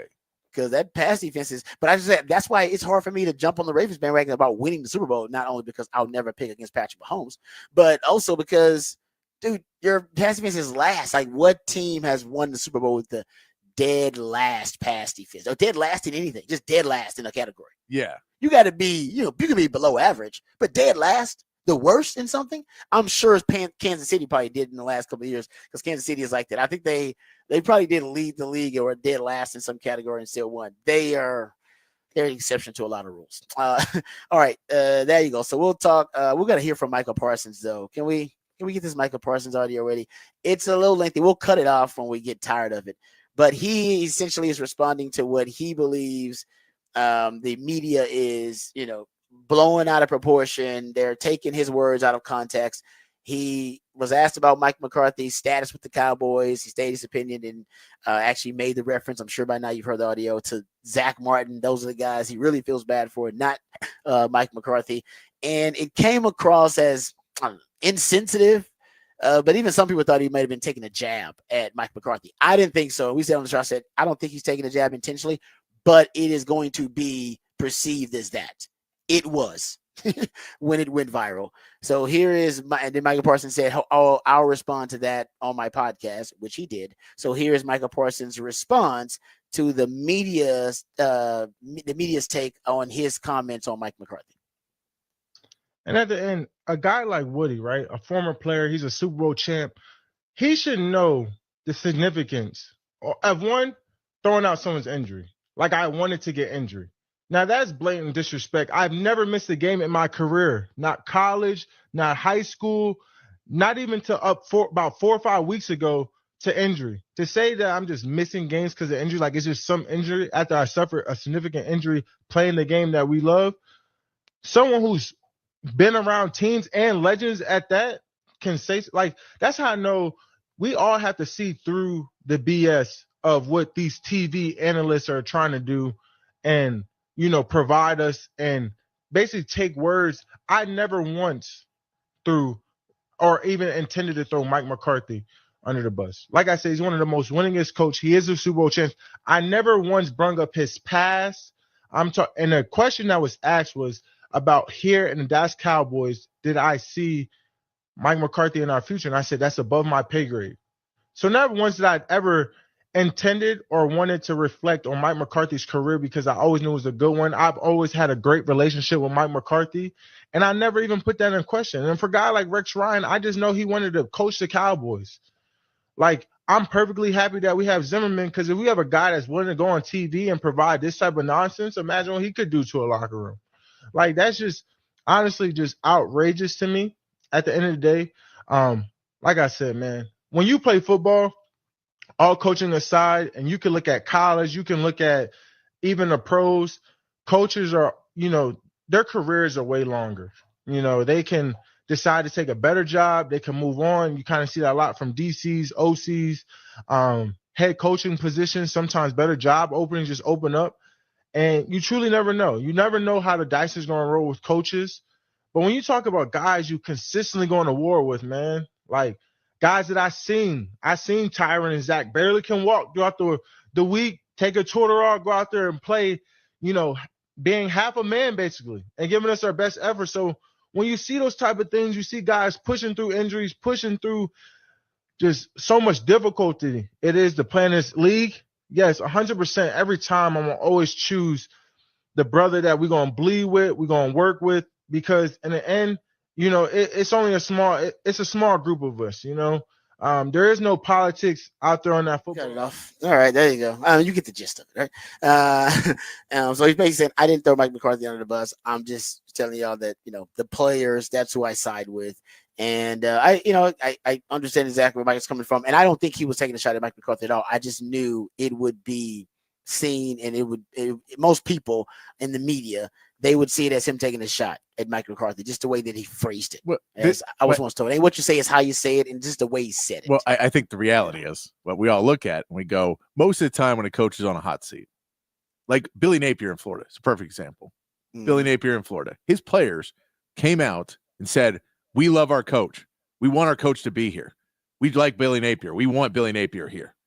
And they were the people who went, and the freshman and sophomore recruits that Billy Napier had brought in said they wanted him to stay. And so that's why the AD was fighting for him. So when you're star players, you go, should you keep the coach? And he goes, who cares? Well, do you like him? I'm not talking about his history. Well, I don't care about his history, Micah. Do you like Micah? Do you think he's a decent coach now? You haven't once said that you think he's a good coach. You haven't once said that you think Mike Zimmer is a good coach. The one thing you said was, I'd rather have Mike Zimmer than this guy I don't like. Okay.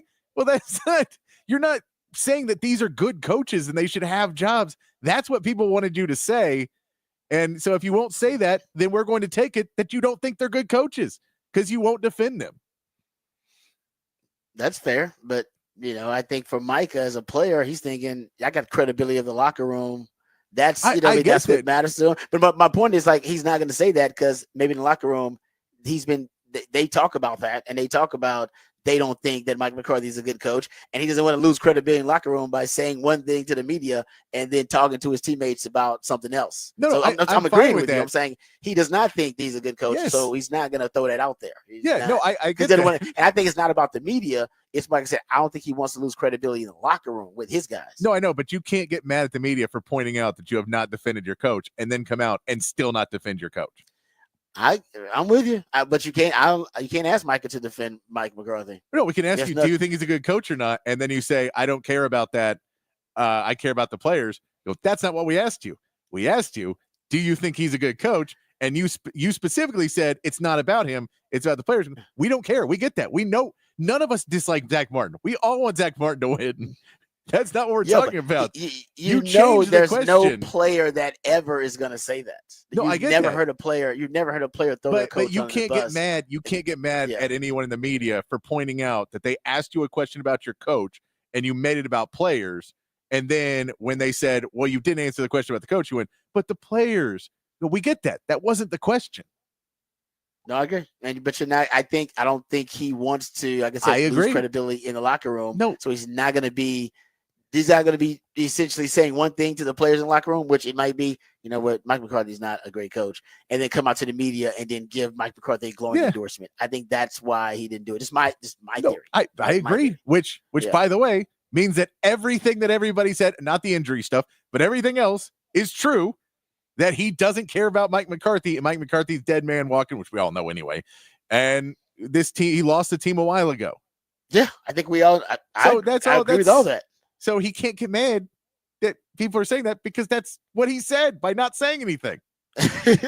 No, I think he's upset that people have essentially been able, in my opinion, to kind of accurately assess what's going on, which is Mike McCarthy has lost the locker room and lost the trust of the players, period. They don't believe that Mike McCarthy is a coach that can help them be successful and help them win football games. He doesn't give them that advantage. No, I agree. And Jerry Jones doesn't believe it either. Otherwise, he would have a contract. So now we're just learning what Jerry, and by the way, Jerry Jones set the example here. So what Jerry Jones has, because it ain't about what you say, it's about what you do, right? We're judging the actions of Jerry Jones. He's he's a lame duck coach, pretty much dead man walking. He's not going to get the contract extension. So Jerry doesn't think he's a good coach. Or at least good for the Dallas Cowboys. I'm not talking about his history and his resume. He's not the good coach. He's not a good coach for the Dallas Cowboys. And now I just think the locker room has also kind of come to this, they've come to the side of Jerry Jones and the front office that no, Mike McCarthy's not a good coach. Because if he was a good coach, they'd be winning more games and he would have an extension. So I agree with you, but I don't think Micah wants to look like, look disingenuous. and wants to look like a fraud. He's like, no, I'm not going to say this guy's a good coach and then you fire him at the end of the season, which you are definitely going to do. Or not fire him, just don't extend his contract. I don't mind him saying that. I mind him then getting mad after the fact that people took clearly what he meant and said, this is what you mean. You just can't say it. Then he goes, no, I don't mean that. Here, let me reiterate exactly what I did the first time and not defend my coach. You have to then accept it and go, no, guys, you nailed it. No, not one of us in the locker room gives a damn about Mike McCarthy. And I'll tell you what, we'll just take off the rest of the season. We don't care. Give us a new coach. Let Jerry coach. We don't care. Mike ain't doing nothing. And I get he can't say that, but at the same part, everything that they're saying is, or he can come out and go, I don't care who any coach is. I'm an uncoachable player. I will never care about who the coach is. I play football the way I play it. He can say that too, but I feel that's going to come off worse.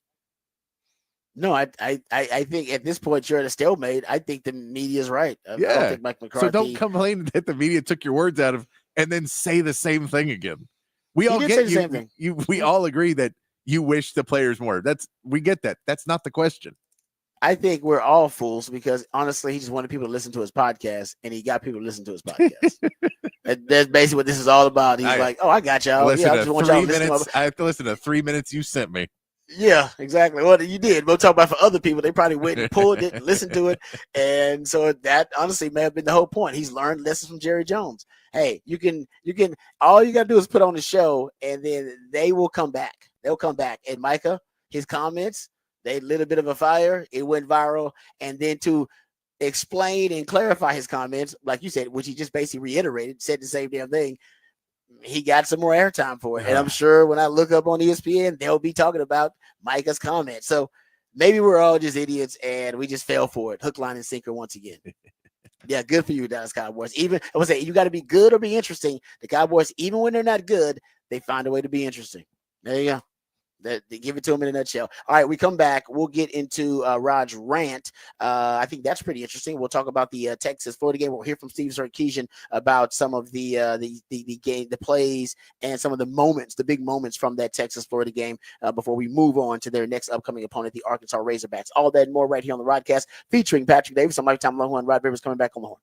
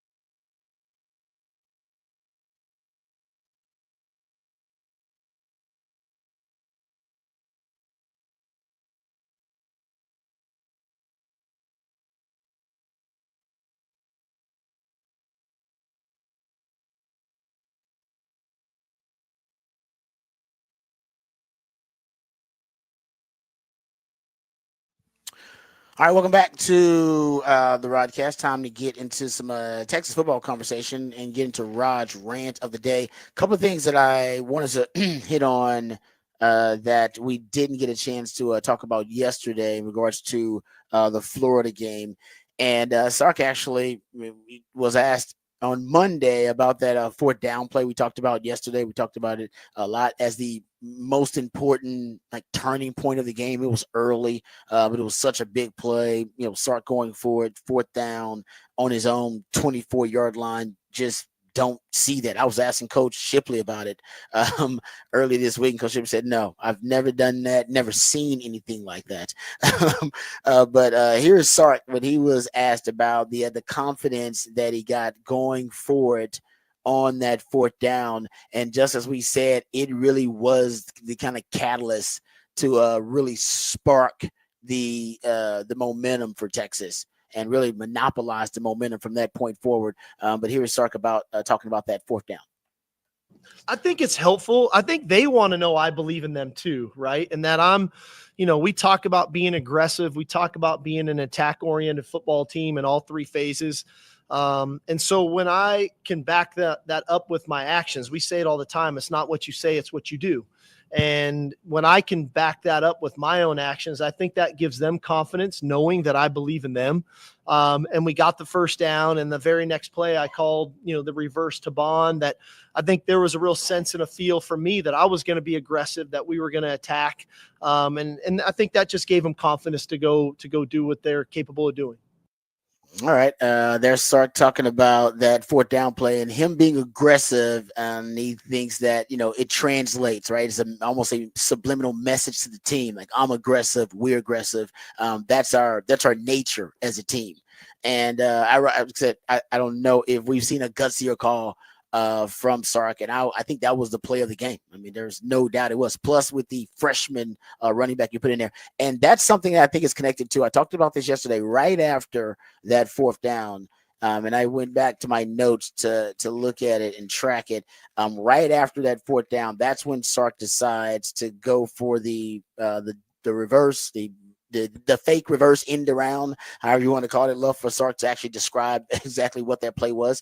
But then it was intentional, in my opinion, that he went with Ryan Niblett on the field, who's their hybrid guy, who is a part of their pony package, or they use him in that pony package because he switched to running back this season. And I also think that game now, because of it, and you got Jerry Gibson earning the trust of the coaches. And we'll talk about his ball security issues with a young Jerry Gibson coming up a little bit later on the show. But with him earning the trust of the coaches and Sark, I can, based on, just me observing the script that he had in that game versus Florida, it was part of it to infuse the pony package as a big part of it early on. Like I said, that's the first drive you scored a touchdown on. You went to the pony package immediately after that fourth down conversion, and then end up scoring a touchdown on it on that drive, and only ran it on 6 plays the entire first half. But yet it was over a third of your yards in the first half were from the pony package. So you don't run it a lot, but I think you may run it more if Jerry Gibson has earned some more trust of the coaches, which I think he should have after a 100-yard game and after that big fourth down conversion, and after Sark sees the success of it again in this matchup. I think maybe going forward you'll see it, but now with a new version of it, with Jerry Gibson in a downhill running game as a part of it. Something else that also on that same drive that I noticed, and I'm gonna go back and watch all of the offensive plays and track it. What I'm calling multi-motion plays. This is when Sark dials up a play with multiple motions and shifts on the same play, or a player who shifts in motions multiple times on the same play. So I made up a lot of stats here with Sark, just kind of watch his offense, targets to motion, that kind of thing. But this one I saw in the game, there were 9 plays that I tracked where I call them multi-motion plays. You average 14 yards per play on multi-motion plays. Plays where you had multiple players in motion or shifting on the plays, or where you had the same player motioning, shifting multiple times. On the 44-yarder, that was Ryan Niblett. Remember, he comes across the formation, motions across the formation, and then orbit motions. And he's the first fake on the reverse, then ends up being essentially repurposed as a lead blocker as well on that play. And early on in the game, matter of fact, the first three plays, if I'm not mistaken, of the game were multi-motion plays. I don't think that's coincidence. And I haven't seen a ton of it. And so I think it was I'm sure Sark has done it before. But it seemed like in that game, it was definitely a big part of the opening script to help the offense regain its mojo, those multi-motion plays. And then you had a 34-yarder, matter of fact, that 34-yard reception by Bond. That was one of those plays. You had the 10-12-yard receptions by Moore with those plays. So I think that's something else that you might see a little bit more of with the hesitation motions, players who are with multiple forms of shifting in motion on the same play. Something to watch for going forward. Definitely worked really well versus Florida, but what didn't work well versus Florida in that game? All right, those are the couple of other. And by the way, just one other cut because I want to play this from Sark talking about the running back position, and we'll play that. Matter of fact, we'll play that when we go behind the Burners curtain. Him talking about the running backs maybe gaining a little bit more trust, and the fumbles and ball security. We'll get into that coming up a little bit later on. We'll come back. We'll get into what the facts, what the stats right here on the Rodcast featuring Patrick Davis. I'm Lifetime Longhorn. Rod Davis coming back on the horn.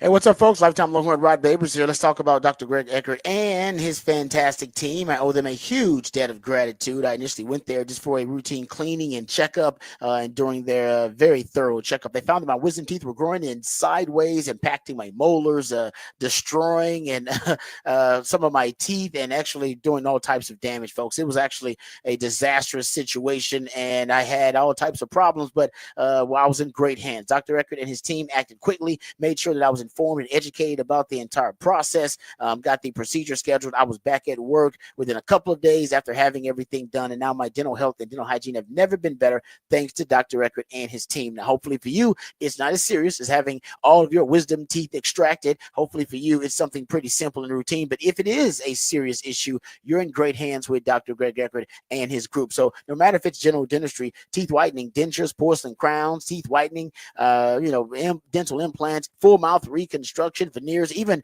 root canal therapy, whatever it takes to ensure you're getting the best quality dental care available. That's what Dr. Eckert and his team are all about. And right now, because of the technological advances that they have there at Dr. Eckert's office, they can give you a brand new smile in just one day. Permanently secured your dental implants, no time spent without teeth. You'll get temporary fixtures until they complete your permanent smile, and you'll smile again with confidence and eat freely without pain or discomfort. It's a lifelike permanent solution. So if you've been told your teeth need to be replaced, just call Dr. Eckert today. Learn about this revolutionary alternative to dentures, complimentary consultation. So nothing to lose, but everything to gain. So give them a call, 512-345-3166. That's 512-345-3166. Or visit drueckert.com, drueckert.com.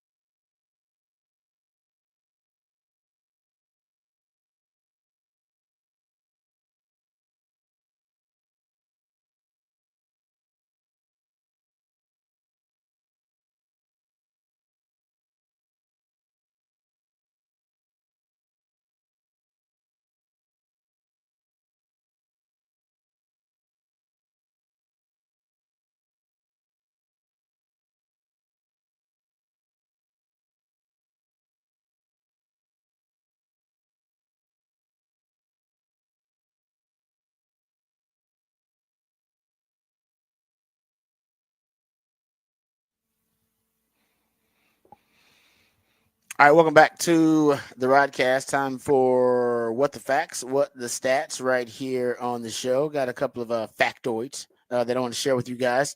How about this one about the Cowboys? The Cowboys have now trailed by double digits for a league high 42.4% of their offensive snaps. They have 244 offensive plays down double digits. It's not good. It's bad. It's bad, man. That's an ugly stat, ugly factoid for the Dallas Cowboys. A lot of problems right now. Yeah, yeah, man. I'm with you right now for the Cowboys. It just seems like that not only the salacious headlines away from the football field, but on the field, we stopped even talking about the issues. We wouldn't even talk football really with the Cowboys anymore. It's not worth discussing. No, we just talk about kind of the salacious headlines and all of the about who's going to be the coach next year.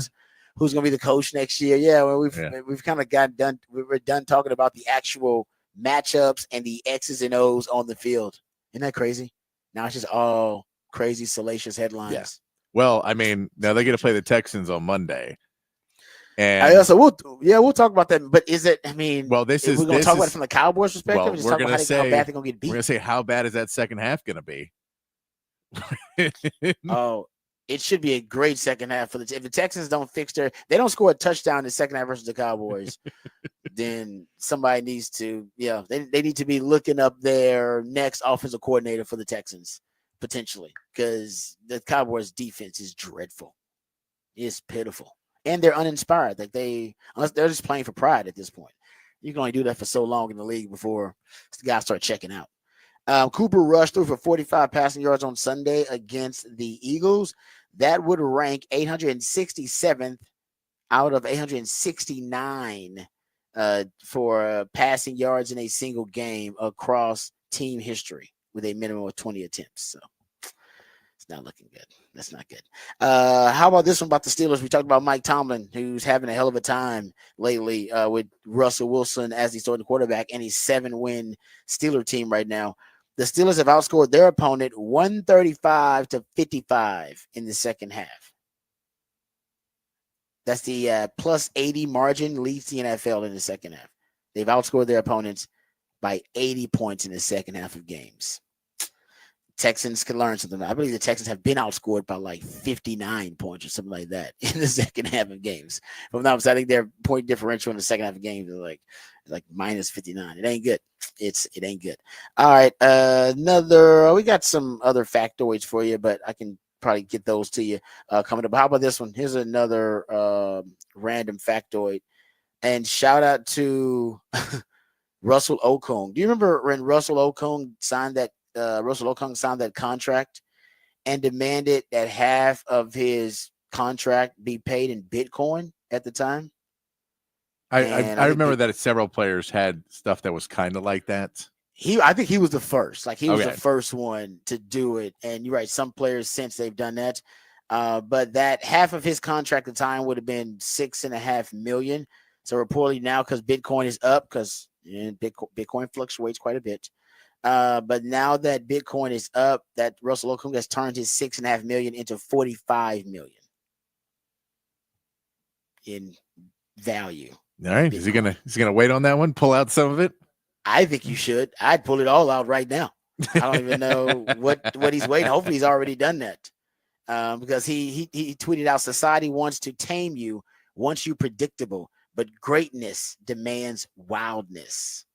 That's what he tweeted out after the story broke, that the Bitcoin value that now of his $6.5 million was now, close to about 45 million. Pretty good.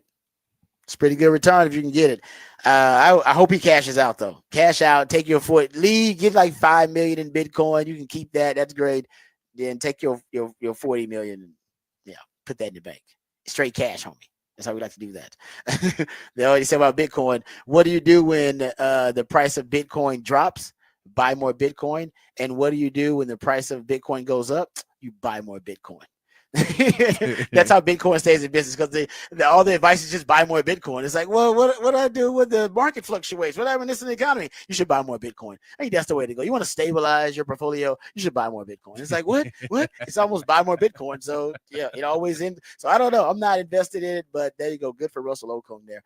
That's some of our what the stats. All right, we come back. We'll get into the Monday Night Football game last night. There are some rumors and some salacious gossip we got to deal with on the 40 acres. We'll sort that out for you as well. This Longhorn defender deserves some more attention for his first of all, for his personality. I think he's got a damn good one, but apparently he's the same on field. He has the same on field persona as he does off the field, and it doesn't really track with his style of play. We'll tell you who that is when we come back, and we'll play some audio for you. Go behind the burn orange curtain. We'll also start talking about Texas versus Arkansas, all of that and more right here on the Rodcast, featuring Patrick Davis. I'm Lifetime Longhorn. Rod Davis coming back on the horn.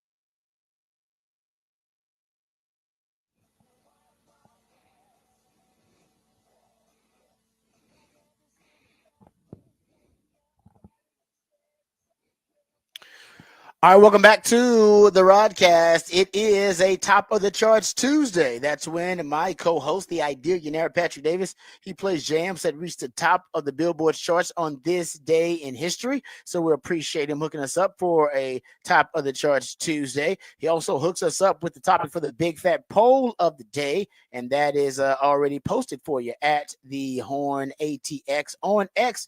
Patrick, what is the top for the big fat poll of the day? Topic for the big fat poll today: which team currently with a losing record has the best chance to make the playoffs? We gave you 4 options on there: the Bengals, the Colts, the Buccaneers, and the Rams. Right now, the Bucs are winning with 45% of the vote. Then the Bengals with 32%, 16% for the Rams, and 7% for the Colts. Yeah, I picked I picked Baker and the Bucs. I think the division gives them a chance, because they don't play any real juggernauts in that division. Even though they've lost to the Falcons, those were close games. If and when they get their wide receivers back, Mike Evans and Chris Godwin, when they get those guys back, I think they'll win some of these really close games they're playing. Baker's playing at a really high level right now, playing some of the best football we've seen Baker play. And if I'm looking at Cincinnati, you got 2 7-win teams you're looking up at in that division. And they're not just 7-win teams. They're not fluky 7-win teams. They're good. Like, they're actually good teams. Even though, like I said, Joe Burrow, he's leading the NFL in passing yards. All right. He's leading the NFL. Actually, second. Oh, he's tied for the lead in NFL passing touchdowns. You know who he's tied with? Lamar Jackson and Baker freaking Mayfield. All right. So I like him because he's playing really well. And we talked about this the other day. Jamar Chase is leading the NFL in receiving yards and leading the NFL in receiving touchdowns. I don't know how I really, really don't know how the Bengals are bad. Like, I don't really get how they're bad because they have so many good players. And I mean, not just good players, talking about elite players on their team. Trey Hendrickson's still leading the NFL. He's the only player with double-digit sacks in the league. They got the only player with double-digit sacks. They got the receiver that's leading the NFL in receiving yards and receiving touchdowns. And Joe Burrow is leading the league in passing yards and tied for the lead in passing touchdowns. His passer rating, he's second behind Lamar Jackson. And he is third in QBR behind Lamar Jackson and Kyler Murray. I'd be curious to see how many third and longs they have too, because they have no running game. That running game is just not very good at all. And Joe Burrow gets hit almost every play. Joe Burrow's always been like that, though. Remember, they made it to the Super Bowl as he's the most sacked quarterback to ever get to a Super Bowl. Yeah, like no Super Bowl quarterback who has started in Super Bowl has been sacked as much as Joe Burrow was sacked that year. So that's always. I'm with you. It should have been a problem, but for some reason, and Joe Burrow has said he thinks sacks are overrated. Like, he has said on the record, like he thinks overrated. Sometimes it's worth taking a sack because I need to get the ball to Jamar Chase down the field. Yeah, just that simple. And so, to your point, third and longs, here I got the information right here. Looking at Cincinnati on third and longs. No, actually, they're one of the better teams. Really? It says on 3rd and 7 percentage of set of downs reaching 3rd and 7 plus. Cincinnati, they're 7th right now, I think. Yes, they're 7th. Arizona, San Fran, Green Bay, Los Angeles, the LA Rams, Detroit, Baltimore all have a lower percentage of set downs reaching 3rd and 7 plus yards a game. So, because I don't know, the defense is also top 10. Yeah, I don't know. Top 10 defense, by the way, too. I'm telling you, there is no reason for it, guys. I've done the research. I'm like, how the hell are they a team with a losing record? It's just they can't beat good teams. All the teams they've beaten are like I think the teams they've beaten are all 2-win teams for some reason. But either way, my point is, I don't know. I don't trust, even though with all that being said, I don't necessarily trust they can dig themselves out of the basement there in that division. That division it's just brutal. There's just really good teams in that division. So I'll take the Bucs, and I don't trust the Colts at all. Like, the Colts are out of it for me. I think the AFC South is a weak division. Texans are going to win it. So yeah, I guess technically if they go on a run here, I don't think they're going to go on the run. I think they're going to win some games here, but I don't expect them to go on the run. And then, you start looking at the Rams. anything could happen. I think that division is going to cannibalize each other because Arizona's good now. Just told you, Kyler Murray's like second in QBR. Arizona's balling now. All right, Seattle's playing, inconsistent football, but that's not a pushover team. 49ers get Christian McCaffrey back, so they would be my front runner in that division. But this is the most flawed. It's kind of, to me, the most flawed team that Shano's had since they started this championship run, or at least since they've been competing for Super Bowls, and probably the most injured team too, because they're just getting older. So anything could happen in that division. I think they're going to just cannibalize each other. So I'll take the Bucks just because if they get Mike Evans back, or when they get Mike Evans and Chris Godwin back, and when, in that division, they're not going to play any true juggernauts. I don't even know how many they got left on that schedule because they've already played some big games. They just played Kansas City and played them close, by the way, which everybody does. Everybody plays Kansas City close. Plays San Francisco. And played them close. But everybody, plays them kind of close too. So I just think that when they get their receivers back, I think they're the team for me. It makes most sense that the Bucks could make that run. All right, there you go. Topic for the Big Fat Poll. There, go check it out for yourself at the Horn ATX on X. Also, we'll get to some Texas football conversation and go behind the burn on schedule. Even before that, we'll talk about Texas versus Arkansas a little bit. Start peeking ahead to their upcoming opponent. I'll tell you something that most Longhorn fans do not know about this Arkansas team. We'll dive into that. But first, let's get to the Horn headlines, and then we'll get to the Monday Night Football game, and also sorting through some of these salacious headlines and some of the fake news that's been out there about Texas football lately. We'll do that. But first, let's get updated, educated, and informed with all the top stories of the day. Ooh, breaking news, actually. Oh, uh-oh. Bears made a move. Damn. They must have thought it was real ugly. Shane Waldron out as OC. You're done. That is not hugely surprising. No, you just talked about a bad. I mean, like I said, I think they allowed like 9 sacks in that game. Yeah, they've also had a streak of not scoring a touchdown. That's ridiculous. I have to look up what that is too. Okay, I'll do some research on that. So I imagine that's one of your headlines. But all right, so let's get to the headlines. We'll come back and discuss that as well. That'll also be some news we'll come back and discuss. But first, let's get updated, educated, and informed with all the top stories today with Patrick Davis and the Horn headlines. All right, your Horn headlines brought to you by Top Gun Rentals and Lawn Equipment. In the NBA, the Spurs picked up a 116-96 win over the Kings last night, with Victor Wembanyama getting a season-high 34 points and adding 14 rebounds. And the Rockets knocked off the Wizards 107-92, with Alperen Sengun leading the way with 27 points and 17 rebounds. Tonight, NBA Cup group play begins with the Mavericks taking on the Warriors. In college basketball, Longhorns are back in action tonight against Chicago State at the Moody Center, with Trey Johnson looking to keep up his hot start, averaging 28.5 points in his first 2 games. The Champions Classic takes place in Atlanta tonight, with Michigan State taking on number 1 Kansas and number 6 Duke, projected number 1 overall pick Cooper Flagg facing number 19 Kentucky and their new look without Coach Calipari. And in the NFL, the Dolphins snapped a 3-game losing streak by beating the Rams 23-15 on Monday Night Football. The Rams could not make it in the end zone all game, scoring all of their points off of field goals. And that is your Horn headlines.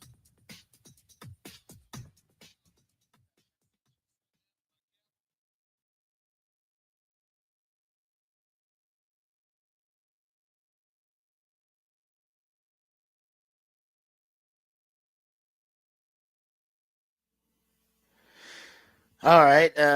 Thank you, Patrick, for the Horn headlines. We appreciate those. Yeah, the big news that just broke is that the Bears are moving on from Shane Waldron as their offensive coordinator. And I was looking for the stat because I just threw it out there. And yes, this is a stat about the Bears. And Patrick was talking about how many touchdowns they've scored. But this is the one about the sacks that I brought up. So the Bears are the second team to allow 6+ sacks in consecutive games. They allowed 6 last week to Arizona. And they allowed, I think it was like the number was 9 in this week versus the Patriots. So that's a big part of it. And remember, I just brought up the stat about CJ Stroud being the most hit quarterback in the NFL. You know who's tied for being the most hit quarterback in the NFL? You know who's also on that list of being one of the most hit quarterbacks in the NFL is actually Caleb Williams. He's tied for for 5th on that list. So that's also something, you don't want your young quarterback getting hit that much. I know he does run around a lot and he does a lot of off-schedule stuff. Still don't want the guys getting hit that much. So Bears right now offensively, they're in a bit of a crisis, firing their offensive coordinator. And he just got the gig, right? This is his first year. He was done after 9 games. That's it in Chicago. No, it was not the great move to move over there from Seattle, but in Seattle they had the new head coach. He was bringing his own people anyway. So he was bringing his own people anyway. He said, I'll go over there, and I wouldn't have tied my ship to Elberflus. Seems like that's not the best deal. That's right. Not. Yeah. Ooh. Yeah, that's going to be – he's got to start probably at another assistant, like an assistant coach level, not position coach. That's – and I don't know if he's got any college experience. You can go down to college and – Oh, yeah. That's a good point. I didn't think about that. We know college coaching is tougher, though. Like, guys like being in the league because it's – It's an easier job these days. But that depends. Do you want to be a position coach or do you want to be at least a play caller in college? Very true. Good point. I agree with that. I would stay in the league, but that's a great point, though. And his run offenses, you go look at it in total yards, run offenses, 2021, he was 20th. They were 13th in 2022, 21st for the Seahawks in 2023, and then jumping over to the Bears, they're 30th. Their rushing offense are 30th. And in total yards. Run offenses have stacked up in total yards. His total yard offense, or total offense, he's 30th in the league. There's no excuse for that, considering how they stacked that roster this offseason, or how it was stacked anyway when they brought in Caleb Williams. But like I said, allowing 15 sacks in the last 2 games, man, that'll get you fired. Having your rookie franchise quarterback be one of the most hit quarterbacks in the league, that's sure to get you fired too. And like you said, it's been a while since they've been putting points on the board too. 23 consecutive possessions without a touchdown. Damn. Oh, that's 2 games worth, by the way. That's 23 possessions. Yeah, they scored closing out the 4th quarter.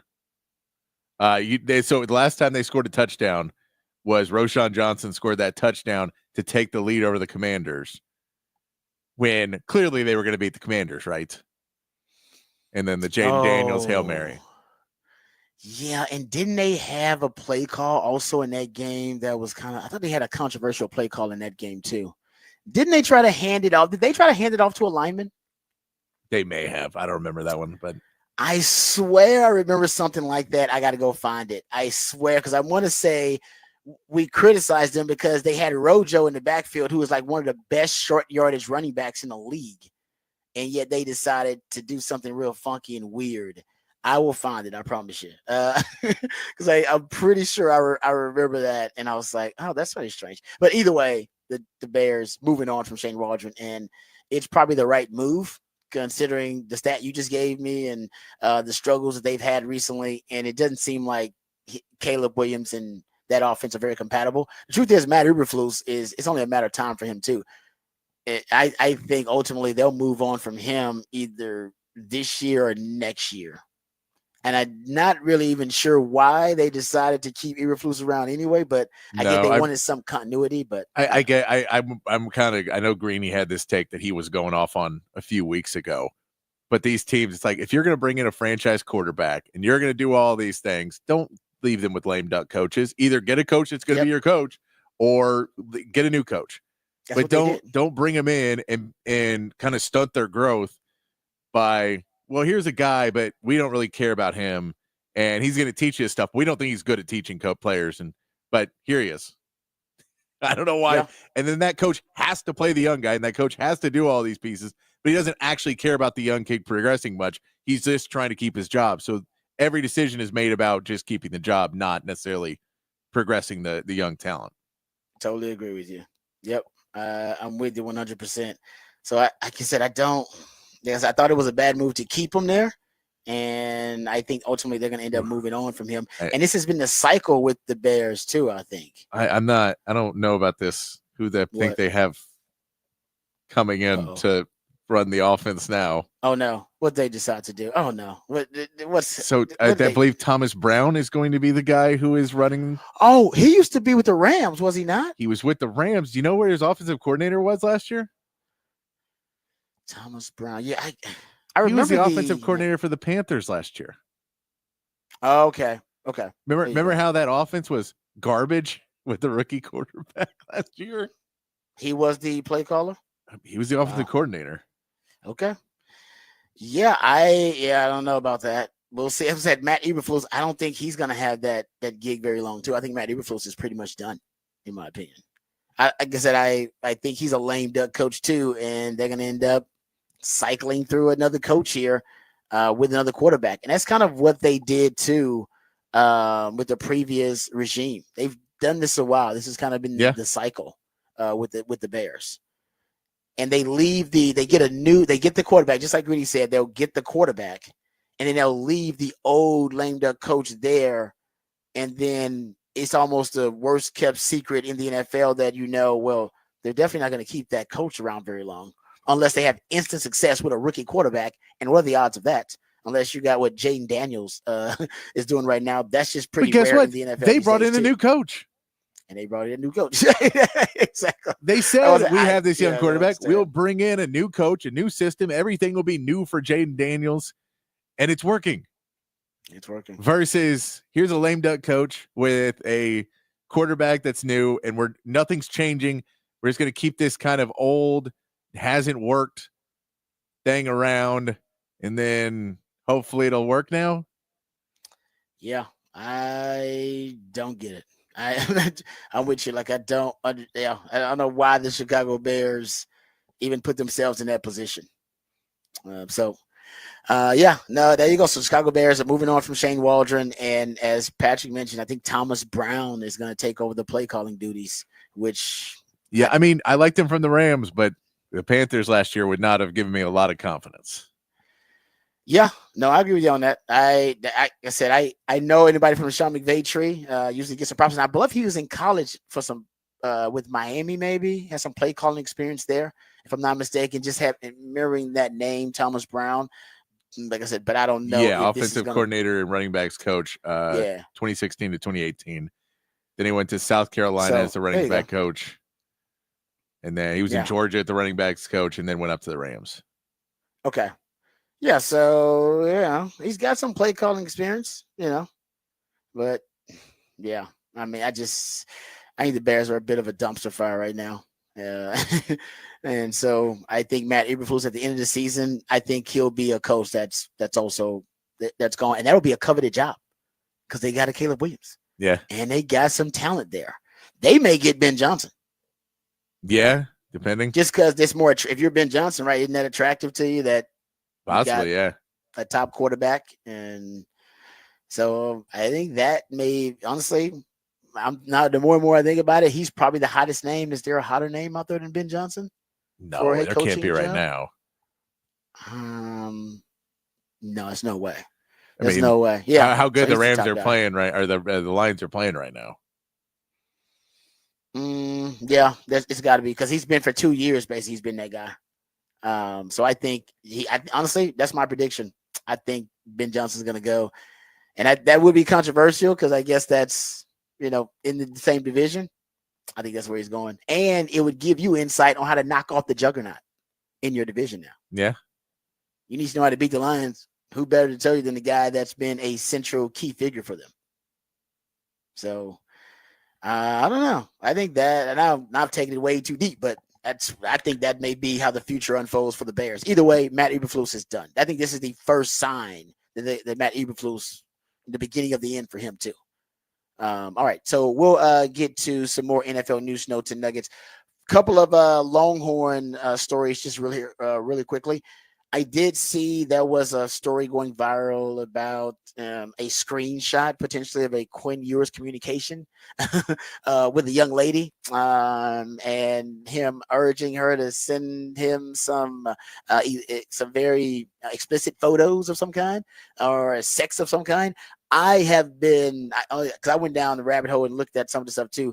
From what I can gather, it does seem like that is a hoax and that is some AI generated screenshot or some AI generated joke. So I know Barstool had it up for a while. I know some Longhorn fans were commenting on it. Like I said, I don't know for a fact it is, but it has been by Barstool SEC. they said they put out a post saying they have been informed that it's a fake screenshot. So I won't even read what the screenshot says. If they say it's fake, if it comes back later that it's not, but I'm just giving you kind of the 411 on my end. I know some people are like, what are you talking about? If you don't know about it, then it ain't even a big deal. But I have no idea why some of these fake news stories keep calling out Quinn, because remember the 2471, they were hacked, and then the message said that he was going to forego the rest of his eligibility and start to prepare for his NFL career. Turns out that was fake news. And this screenshot of him trying to woo a young lady into sending him some explicit photos, turns out that also was fake news. And it wasn't like it was anything crazy anyway, or illegal or anything like that, or anything that is truly derogatory or would have gotten him in trouble if it was real. But from what I can gather, it ain't real. Just putting that out there. Also, something I thought was pretty cool, and we can hear from Sark on this too. Sark is Monday media availability. We'll hear from him when we go behind the Burn-Ons curtain next segment, talking about Arkansas. But Jared Gibson, and this is something Short Choice has done, I believe, since he's been at Texas, and it's a tradition. Even though in the movie, The Program, they've done this. Even when I was in high school, my high school coach Nolan would do this. If you have a fumble in the football game, yeah, right, the punishment is that you have to walk around with a football the entire school day, during school or during class, whatever, in college or in high school, and your teammates get to rip the football out. Like they get to rip, and they bring the football back to coach. You got to run. You got to run after practice. You got to run you got to run for like hours after practice. If anybody but you bring that football back to coach, you're in trouble. And it's everybody's job on the team as you're walking to class throughout the day, going to lunch, whatever it is, to try to get that football from you. It can be a problem. And it's a famous scene on The Program from it if you haven't seen it in the movie. But if Jared Gibbs, because here's Sark, because Sark talks about the rules, right? We got Sark talking about this, because this is a thing. So I'm glad Sark's got some old school coach in him, because Jared Gibson fumbled in the game. And so Jared Gibson now, and I think you said earlier, Patrick, that Trey Wisner had to do this too. He mentioned about it then, and then in this, he mentioned talking about the running backs, and they're talking about fumbles, and he just mentioned, and Jarek will have a ball all day today. And so then he was asked a follow-up of, okay, what are the rules of this? Because he said he had the football all day, but has he just got the football? Or So Sark explained what the rules are. Love it. It's all that, and it's the form of it too. It's not just, carrying around like Walter Payton used to do it, like a loaf of bread. I mean, it's tucked up in here, his wrist above his elbow, is tight to his rib cage. He's got his claw on the ball. It's all those things. It's just trying to get some muscle memory, and it's also just a mindset of the value of the ball, right? It's the most important thing in our program. And a lot of times him having that ball reminds everybody else in the organization of how important that ball is to us. Do you check on him in class? Oh yeah, he'll be checked on. All right. So he still didn't get to like really specific rules about, because you can't get in trouble in class because you're trying to rip out a football. So coach ain't gonna stand for that. But Patrick came up with, because I was saying this is too easy. All right. I've been a part of these things. It's too easy on the running backs. They're joking around, throwing the football up, and during the day, you can see them joking around, and they know when all their teammates are going to be around. They usually have classes with them, and no teammates are going out of their way during the day to go stalk that guy so I can go strip the football. It just doesn't work that way. So I said, hey, man, you should have more people participate in this thing. Patrick has the best idea, and I think it's a money idea, to take it beyond just football. Yeah, because we said you can't just do students, because you can't trust the health and safety of your football program to just random people that are students at UT. You cannot do that. You see that when people storm the field. You see. Oh yeah, those interactions are not good. Yeah, no. So you can't have that, because someone's going to try and make a point. You're going to have viral videos. Somebody's going to punch in the face. Someone's going to have their TikTok running around and be like, I'm going to take him out. And I don't want that. You can't have it. So the rule would be any student athlete for Texas. So someone who respects the student athlete protocol and all that. So if you have a swimmer come up and can come after it, soccer player, baseball team maybe come in. I love it. I think no it's bats great. With baseball team. No bats. I think you got to watch out for the shot putters, because that's a strong grip right there. Probably take it right out. But I love your idea, because it's too easy with just football. It's only 100-some guys on a football team, man. Thousands of kids on that campus. That you can if you want to, you can avoid teammates and kind of stay away from them. You can just not go to class, that kind of stuff. You just kind of, go to lunch and, run some errands. No. I would love to see all student athletes participating in this drill. And I think that's how we help Jerry Gibson, Jade Blue, Trey Wisner, and those guys get better. I love this idea. I think CDC should announce it. Like, it should send out a memo to all of the student athletes like, hey, Jerry Gibson today, if you see him, then put a picture up there of him so everybody knows how he looks. And boom, let's help Texas football. Are you trying to turn this into like a running back purge? No, dude, I love play your a big idea. siren in the next 2 hours.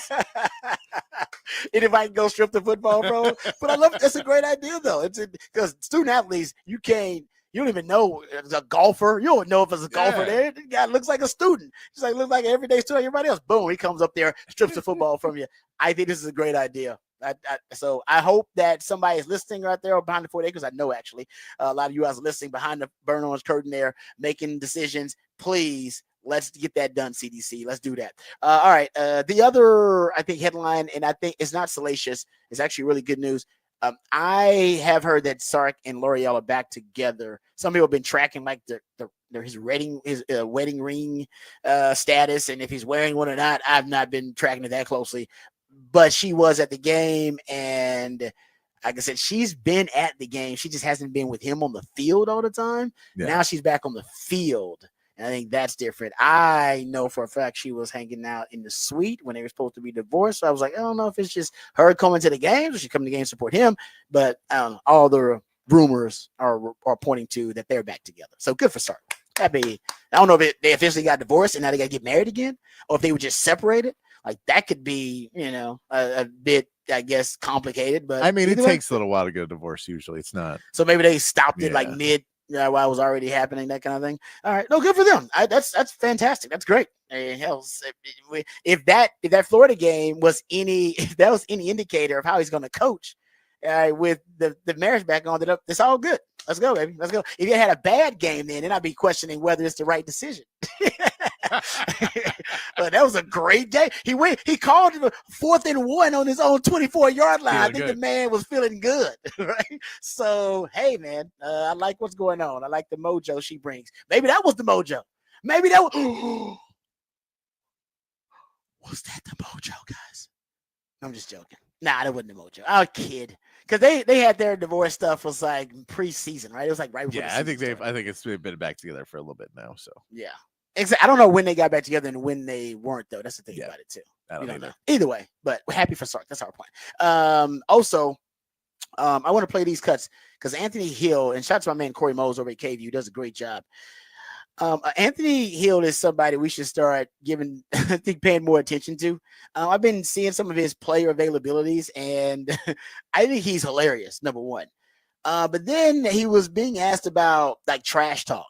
And he's a guy that, I don't know, for some reason I almost thought that he would be a guy that talked a lot of trash.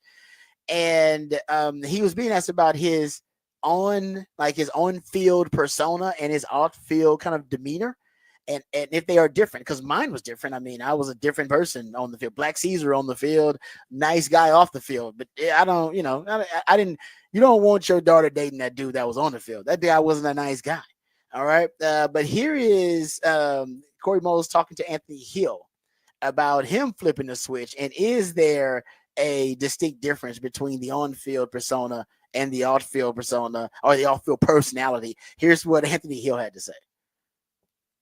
And I was watching the game in the press box and just watching you play, even after the snaps, getting a little rowdy with it's fun. But I'm thinking, like, when we talk to you on Mondays, you're so vibrant, and you would never guess on the field, flip of a switch. Where does that come from? I mean, I'm talking the same way I'm talking to them on the field. That's all I'm going to say. I'm talking to y'all like I'm talking to them. Yeah, let's go with that. So you're nice. Yeah, I'm nice on the field. I'm having a good play. You're having a good game. That's what I'm saying out there. No trash talk. I'm not a trash talking type of guy. I just got to say, have a good game. Y'all playing well. That's what I say. Just buttering them up. Yeah, butter them up. Who's the best trash talker on your team? Best trash talker. Oh my God. Also, Colin. Let's go with Colin. I like Colin. I mean, he's always in there in the mix. I kind of always see him So like the same way I'm around, I'm always seeing him around. So he must be saying the same type of nice stuff I'm saying. He was walking from one of those forward offensive lines. Yeah. He probably was telling him good play. Yeah, let's go with that. Not trash talk. Nah, no trash talk. Good play. Good all of that. So no trash talk from Anthony Hill. I sensed a little bit of sarcasm in there. No trash talk. You think he's talking about that talking I trash? think I sensed a little bit of sarcasm in there. I think there may be a little bit of trash talk still. I think he is. I don't know. Some guys are like that. Remember, LeBron famously wasn't a big trash talker. Was a young player in the league, and people said he didn't talk. Remember, Kobe said famously he didn't talk trash. Like he would actually just talk to you. It would just be regular, just talking and almost encouraging a lot of the times too, instead of being someone who was trying to be, deprecating and vicious in their trash talk. I don't know. Like I said, it could be him just joking around, or maybe he is just like that on the field. I don't know. I would like to know. Can we get him mic'd up? Oh, it would be nice to get him mic'd up. I know we got LHM like that anymore, but I'd like to get him mic'd up to find out, is he actually talking some trash, or do we get a guys out there just, where there's not very much difference between this on-field and off-field personality. So I don't know. I just want to throw that out there. I do like him. I think he's funny. I'd throw out there. I think Anthony Hill's actually pretty hilarious. He did mention also he listened to Erykah Badu before games. Like that's his pregame music. Can we hear this cut of him talking about who he listens to get hyped up for the game? You're not a dude who needs to listen to, some crazy young boy. Nah, I mean, I listen to music, but I really don't. I listen to like R&B music, but like a little bit before games. I'm more calm and chill. I'm not really the type jumping around. I mean, I'm talking just like I am now to before the game and during the sideline. Like I'm just chilling. R&B, what you mean? Brent Faiyaz? Nah, I'm like Erykah Badu, like more stuff like that. Yeah, I'm more some more chill stuff. See, that cut makes me think he wasn't joking. The first time he literally says, "I'm the same." The guy listening to Erykah Badu before games. He is not getting in the hype. Robbie was listening to Tupac hit him up. I was in a different mindset before the games. That makes me think he actually does. He's one of those guys where his trash talk isn't vitriol and it's not necessarily diabolical. I think he's just it's not vicious. He's just the same guy on and off the field, which is crazy. But there have been people I've known like that are like Ricky was kind of like that. Ricky Williams was kind of like that. People tell Ricky he wasn't on the field, even though he could have been like talking trash to people and and it wasn't malicious or anything like that. Ricky was the same guy. Good play, and it jog on back. Oh man, good try there. I mean, that just kind of keep it going. Yeah. Some guys are like that, and I think he's one of those guys. That's kind of why I brought that clip up. No, I like all right, well, maybe he's just playing us off for some fools, and he's listening to Tupac before the game and stuff like that. Who knows? All right, we'll come back. We'll play some Sark audio talking about their upcoming opponent, the Arkansas Razorbacks, and I'll tell you something you don't know about the Arkansas Razorbacks on the other side, right here on the Rodcast, featuring Patrick Davis on Lifetime Longhorn. Rod Davis coming back on the horn.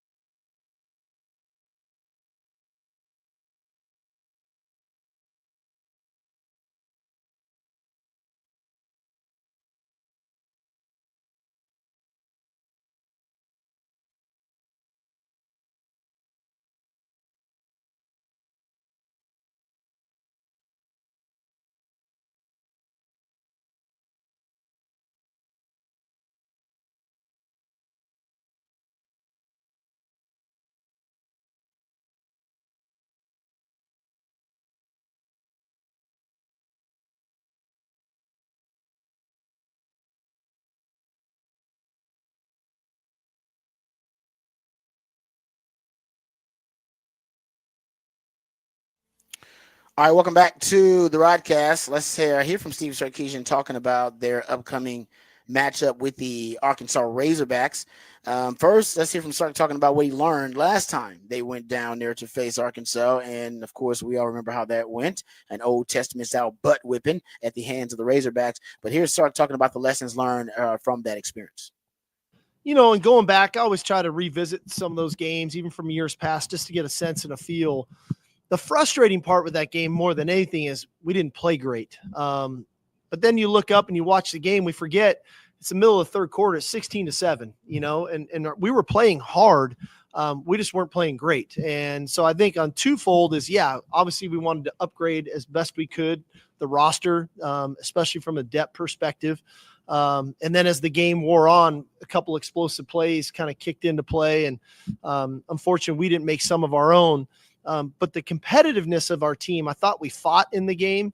But naturally, okay, what do we need to do? And I think it was good, not only for myself, but for the staff and for our players to say, like, okay, that's an SEC team. At the time, they weren't at the top of the SEC. There were some pretty good teams still there. So we had a hill to climb to get to where we wanted to get to. So it feels pretty good knowing we're going in there this year with what we think is a little better roster, a little better understanding from a coaching staff perspective of what's going to be needed in that environment. It's a very tough environment.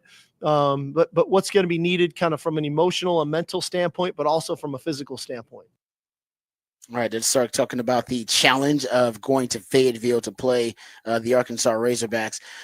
He also spoke about the players. There's actually some players who remember that experience because they were on the team. Not a lot of them, but some key leaders on the team were actually there. Here's start talking about the players on the team who remember that experience. Yeah, it's pretty cool. I think there's 11 guys on our team that are on our team today that were there in Fayetteville. 9 of those guys are starters today. That probably weren't starters back then at that time. And so, we can use little subtle video reminders and things of what that moment was like. But at the end, it's going to be their leadership, right? Because we may have some players, younger players that are looking like it's just another game. And I know those guys are in that locker room right now talking about that game and talking about that environment, and owning that environment and why it's important to own it and having the right poise and composure, staying enamored with what we need to do. But I know all 11 of those guys probably got a pretty bad taste in their mouth and got a chip on their shoulder from the last time we were there. All right, let's start talking about the players who should remember that butt whipping, because you don't forget those. Big part of Arkansas's game plan is going to be Taylor Green. He's one of the best mobile dual threat quarterbacks in the country. Here, start talking about defending such a problematic player. First of all, he's huge. I mean, the guy that his size that can run the way that he runs, and sometimes you don't think he's covering as much ground as he is, but the stride length is so long that he's able to cover ground. And so the explosive plays that he uses with his legs, his ability to make all the throws down the field. Coach Petrino's, an elite offensive play caller and offensive schemer. So they put him in really good positions when they're in the zone read game, the quarterback run game. They put him in really good positions for the shots down the field and the drop back pass game. So you have to defend a lot of offense. And then when you have a guy like him running it, it can be extremely challenging.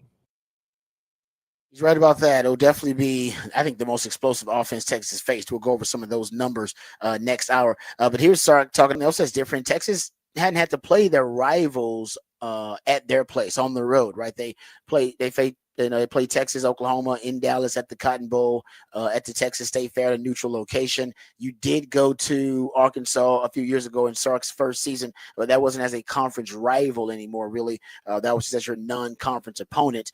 So it's going to be a little different going, and now you got to do it twice, right? You got to go on the road, rekindling the rivalry with the Aggies later on this year, and this week going on the road, rekindling your conference rivalry with the Arkansas Razorbacks. Here's Sark talking about whether they do anything different when they face a rivalry that week as opposed to other weeks. I haven't ever done the ex-player stuff. I feel like sometimes they get a little too emotional. I've been in rooms where ex-players have come in. I'm like, holy cow. I mean, this is really, but in this day and age, I don't know if you need bulletin board material because of you guys and Twitter and everything else and media coverage. And so our guys read enough, see enough to know it's a big game. And my job as a coach is to keep them really clear-minded and focused on the task at hand, one day at a time, so that they can put themselves in position to perform well Saturday. I think when you get too emotional, your mind gets cluttered and you miss details. And we're better when we're really detail-oriented on what we need to do Saturday at 11 a.m. There's Sark talking about their upcoming game with the Arkansas Razorbacks. We'll get back to some of that discussion too, because I got some notes that I want to share with you guys previewing Texas game against the Arkansas Razorbacks. But coming up next, we have Off the Record, crazy, wacky stories from the sports world and beyond the sports world. All of that and more. We return right here on the Rodcast featuring Patrick Davis. I'm Lifetime Longhorn. Rod Babers coming back on the horn.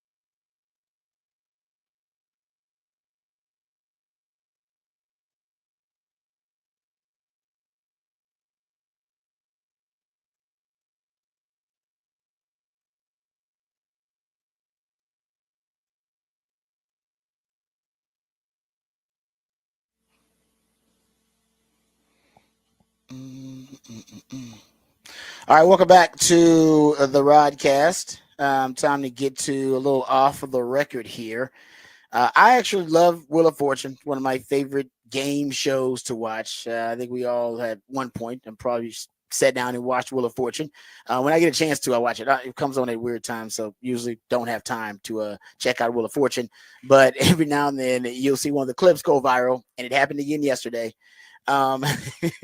So we have the audio clip for you, but it is a classic because it seemed like it was an obvious answer. It seemed like it was staring this guy in the face, but apparently his mind was on something else. But here's the clip from yesterday, I believe earlier this week on Wheel of Fortune.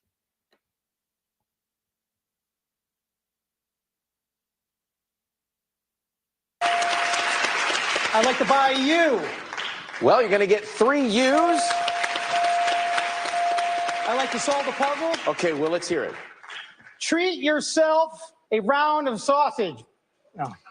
I'm sorry, that's not it. Over to Katina. I'd like to solve. Okay. Give yourself a round of applause. Yeah, that's it. Although, Will, I kind kind of like yours better. Oh, treat yourself a round of sausage. It's like what? The category was phrase. The category was phrase. That is not a phrase that I have ever heard. It wasn't. There was also already A's and S's out, so it couldn't have been sausage. And treat does not end with an E because that was also not 4 letters. It was great. It was everything about it was bad. Because when I first saw I saw it come up in social media, and I saw it, I went, oh well, it must be one of those they would do like the beginning of a phrase and the end of a phrase. And I was like, oh, maybe it was a thing where it combined, and then he thought it was like treat yourself to a round, and then a round of sausage. I don't know what that is either, but maybe that's a thing. No, it wasn't even that. The whole phrase. He royally just screwed that up. Yeah, it's like. But everybody know it's gonna be treat yourself. Oh, treat yourself. Round of sausage. Treat yourself a round of sausage. Sounds like something that would be like a slogan for a barbecue joint down here in Texas. Treat yourself a round of sausage. Yeah, you're right. Didn't work out for him. All right, can we talk about? Can we get that guy an NIL deal? Can we get him? I mean, I'm saying like it may work out for him. Good sausage company. Over like Terry Black's or something. There you go. Boom. Yeah, I mean, you know what? It may work. As I said, for a barbecue joint in Texas, that would work actually. All right. Can we get this Fran Brown, the Syracuse coach? Can we have this ready? This audio. This might be my new favorite coach in college football, guys. His post game pressers and his media availabilities, they are becoming somewhat of a must watch for me. Like I got to find the video and audio of him in his post games. He at one point he was a coach at Georgia. He was a DB coach at Georgia, I believe, for 2022 and 2023. And that's when, he really had his skyrocket really his campaign to become a head coach. He really got on the fast track there because it's Georgia. And now he's the head coach at Syracuse. And Syracuse is pretty good. They're like 6-3, something like that. So it's Syracuse for them. But he's also a great recruiter. He's an ace recruiter. Like he's a rainmaker, basically. Like he's known for being one of the best recruiters in the country. He's the one where we played the audio of him saying, if you don't play your good players, they're going to leave. And I'm hoping you don't play your good players so they can leave and I'm going to get them in the transfer portal. Like he just said straight up, that's the way he operates. Listen to him talk about after a loss, what his week is like and what his regimen is like after he loses a football game. I got to tell you, Fran Brown is his name. He's a rising star in the coaching ranks, and it's not only because he's a rainmaker in recruiting, and he's proven to be a pretty good football coach, but it's actually his media availabilities that are becoming must watch and must listen to. Here it is to his Fran Brown. Honestly, I got like a ritual. Like when we lose, I ain't even getting a shower till early this morning. I just be mad. I just brush my teeth. But it's like I don't deserve soap. I don't deserve to do all that. I'm just focused on like trying to get back and trying to make sure that our players mentally understand and know that I let them down, that they didn't do it. I just wake up all night, especially when you lose. You like wake up like, damn, it really happened. It really happened that way. So it's just different pieces. And then I just move on. There's a process that I follow every week. Win, lose, or draw. Only thing is like my wife, I can't sleep in the bed if we lose because I ain't going to get in the shower for that day. I'm just mad and I just sit there. I just brush my teeth. That's what I have to do so y'all won't say my breath stink, but I'm just kind of locked in on certain things, certain ways. I think you gotta earn the right to do certain things. So, winners get washed. You know what I'm saying? I'm a loser. I just kind of waited a little bit. Oh man! Like I said, just about I said, winners get washed. Losers, I gotta sit in my stank for a while. He's like punishing himself. And wifey's like, you ain't sleeping in the bed. I don't give a damn what your ritual is. Get out. You ain't sleeping out there. You're not sleeping in here with y'all being functified the way you are. Like I said, I kind of like this guy, man. I kind of like. Wait, was this a Monday presser? I think it was a media availability. I don't think it was right after a game. No, but I think he was like, 'cause if this is Monday and he says I just showered this morning, that means he went on a full Sunday too. Everyone said, I don't know exactly. Yeah, I think you're right because they don't talk on Sundays. No, normally not because the press doesn't want to do it either. Yeah, so I'm with. That's a great point. Because I don't think it's after the game. Because after the game, there's a certain post games look and feel different. Well, because he says at the beginning, I didn't shower till this morning. Yes, he did. And like I said, it feels like a Monday media availability. Yeah. I mean, not a post game. See, I would go Monday. So I'd say. Did they lose the last game? Let me go look at the Syracuse. Did they lose the last game? That's what I got to check out. Because you're right. If they lost the last game, then you're right. Because if it's a Friday game, it's going to be a problem. Oh, they lost. Yep, they lost. I think, is it Boston College they lost to? 37-31. Yep. Okay. So I think you're right, Patrick. I think he's talking about they lost. And now his routine after they lost, if I'm not mistaken. Yes. So they lost on Saturday. So I think you're right. I think he went damn near 48. It was like, I'm just going to sit in my stank and watch film and not talk to my wife, because my wife don't want to talk to me now when I'm still smell like this, and I'm in a bad mood anyway. Because I've heard coaches' wives and coaches sometimes like, if he loses, I know that I don't even really want to have interaction with him for a while, because he's just gonna be in a bad mood anyway. Like, he's gonna be snapping at us and yelling and screaming. It's like, who you mad at? You mad at yourself because you lost? Why you coming? Why you mad at us? So I've talked to, I know a lot of coaches and families. They're kind of like, we'll give him some space right after they lose. So he probably just has a film room that he goes to, like at the house, like in the basement, whatever. Yeah. And he just goes in there, and it's like his man cave. Watches film, stanks, eat whatever, and then he takes off. Again, he takes off, and the wife comes down with some Febreze. Yes, exactly. And she comes down, and then it's and I think once he's civilized again, like on Monday, ready, he's taking a shower. I think that's when now the family can get back together again. It's crazy to think that, but some coaches take the losses real hard, like Mac would. Even Sally used to say Max takes the losses way harder than he celebrates the wins. Yeah. And ultimately, that's why I think Sally's probably like, Mac, you need to move on because you're losing a lot now. Yeah, you're in a bad mood a lot now. It was cool when you had 10-win seasons. He's like, he's in a bad mood like 3 times a year in the football season. Like, no, now you're in a bad mood like half the season. Yeah. And then the entire offseason, because you had a losing season. It's like, no, that's a little bit different. So that happens to coaches. All right. There you go. That's off the record.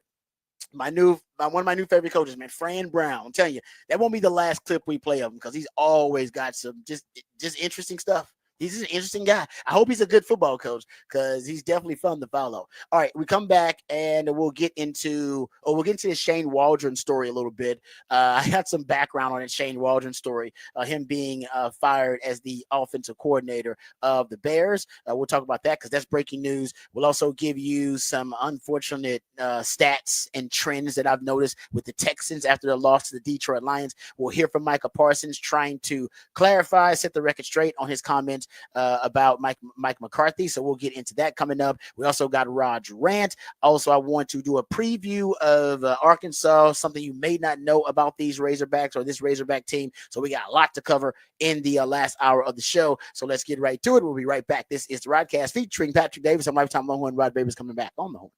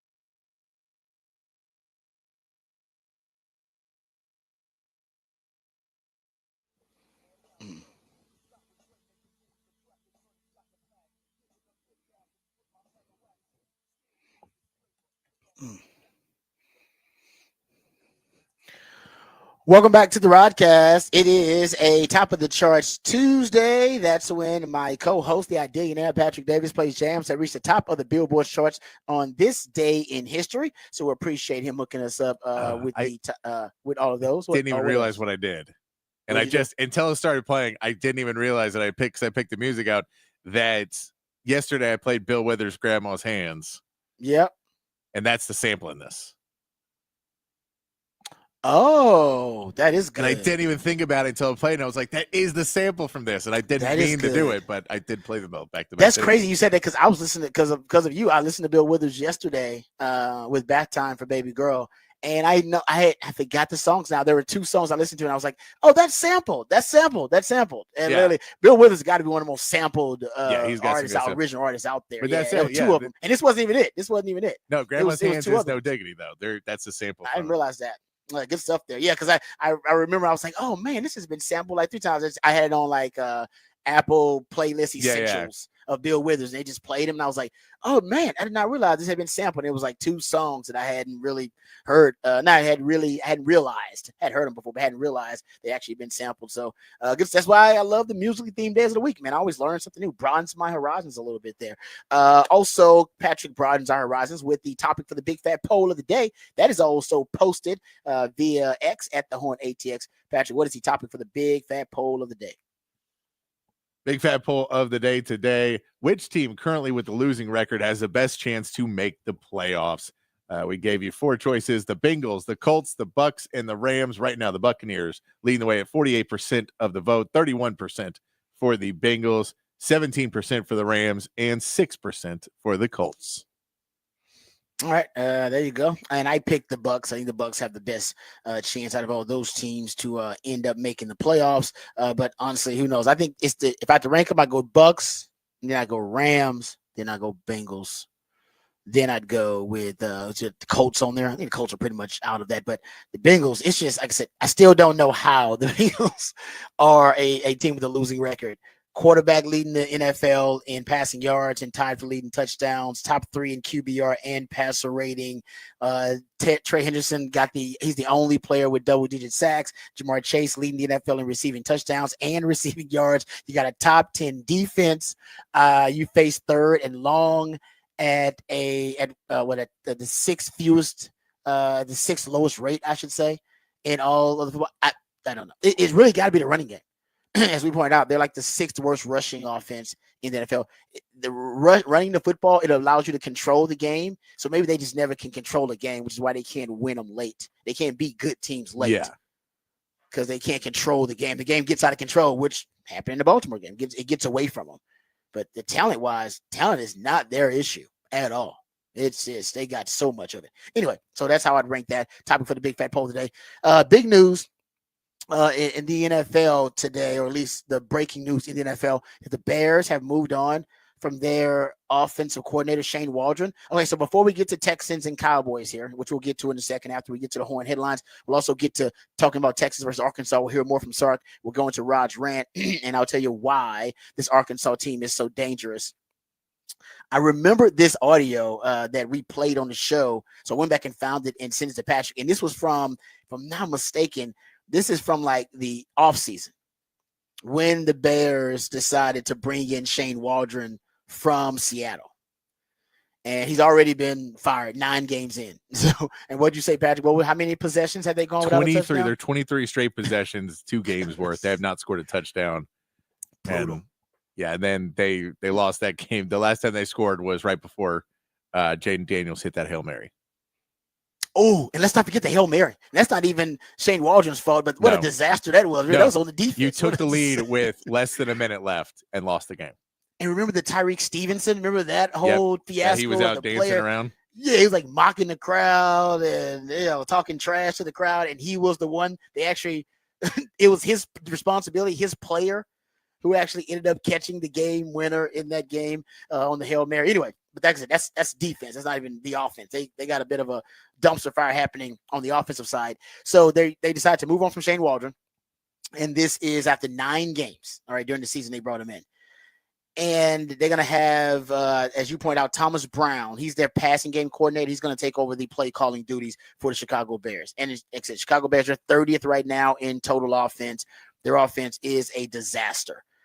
But this is from the offseason. So Jackson Smith and Jigba, I believe that's who's actually being asked the question here. So it's the Seattle Seahawks receivers. And they're being asked by I think a Chicago sports station about Shane Waldron because he was their former OC. And now at least he was with the Chicago Bears at the time of this interview. So just listen to honestly, the question is already in here. Just listen to Jackson Smith and Jigba's response when they ask him about Shane Waldron. And now what an indictment it seems like this response was. Here it is. Bears fans are super interested about the offensive coordinator coming in, Shane Waldron. What can you tell them about who they just hired to try to get this offense where it needs to go?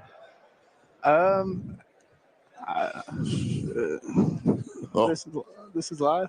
Yeah, we're not live. We're not live. I'm playing. Good luck to y'all. I mean, he's a great person, great offensive coordinator. I was very lucky to have him my first year. Learned a lot from him. I think him and Justin will mesh well, and adding more guys around him, I think it would be great. So we'll see. Do you have any advice that you give to Justin in that situation, considering that the coach that's coming in? Oh yeah, I mean he's gonna love Justin. So really, just Justin, be yourself and go make plays for real. That's it. Fair enough. So you can even tell that's before they got rid of Justin Fields too. That was before they got rid of Justin Fields. It was. But he's talking about the Shane Waldron. Obviously, like, are we live? He's a good guy. Good luck to you. He wanted to. He was about to say he's a good coach, and then he switched. It was like he's a good person, good guy. I learned a lot from him. That's where Micah should have went. Yeah. Micah should have went to the good guy. I don't think he don't care. He's not a good guy either. Instead of Mike should have been like, no, Mike's quality human being is what Mike is. Yeah. Mike is a great guy. Mike is fun to be around. Mike is, he's a positive influence. Yeah. You should just went that route. That's always a decent route say to go random to. things. Man, if you need a restaurant recommendation, Mike's good. Mike's good for that. He's got a great recipes. I mean, I asked him, for some of his recipes and on point. I'll tell you right now. Just gives random compliments. And you're like, but you didn't answer the questions. Like, yeah, I gave you a lot of random compliments about the guy. Okay, yeah. All right, I obviously like him. Oh, that was good. Yeah, that now in retrospect, that's damning. I mean, he took about a good 5 seconds before he could say anything. He's like, "Are we live?" Meaning like.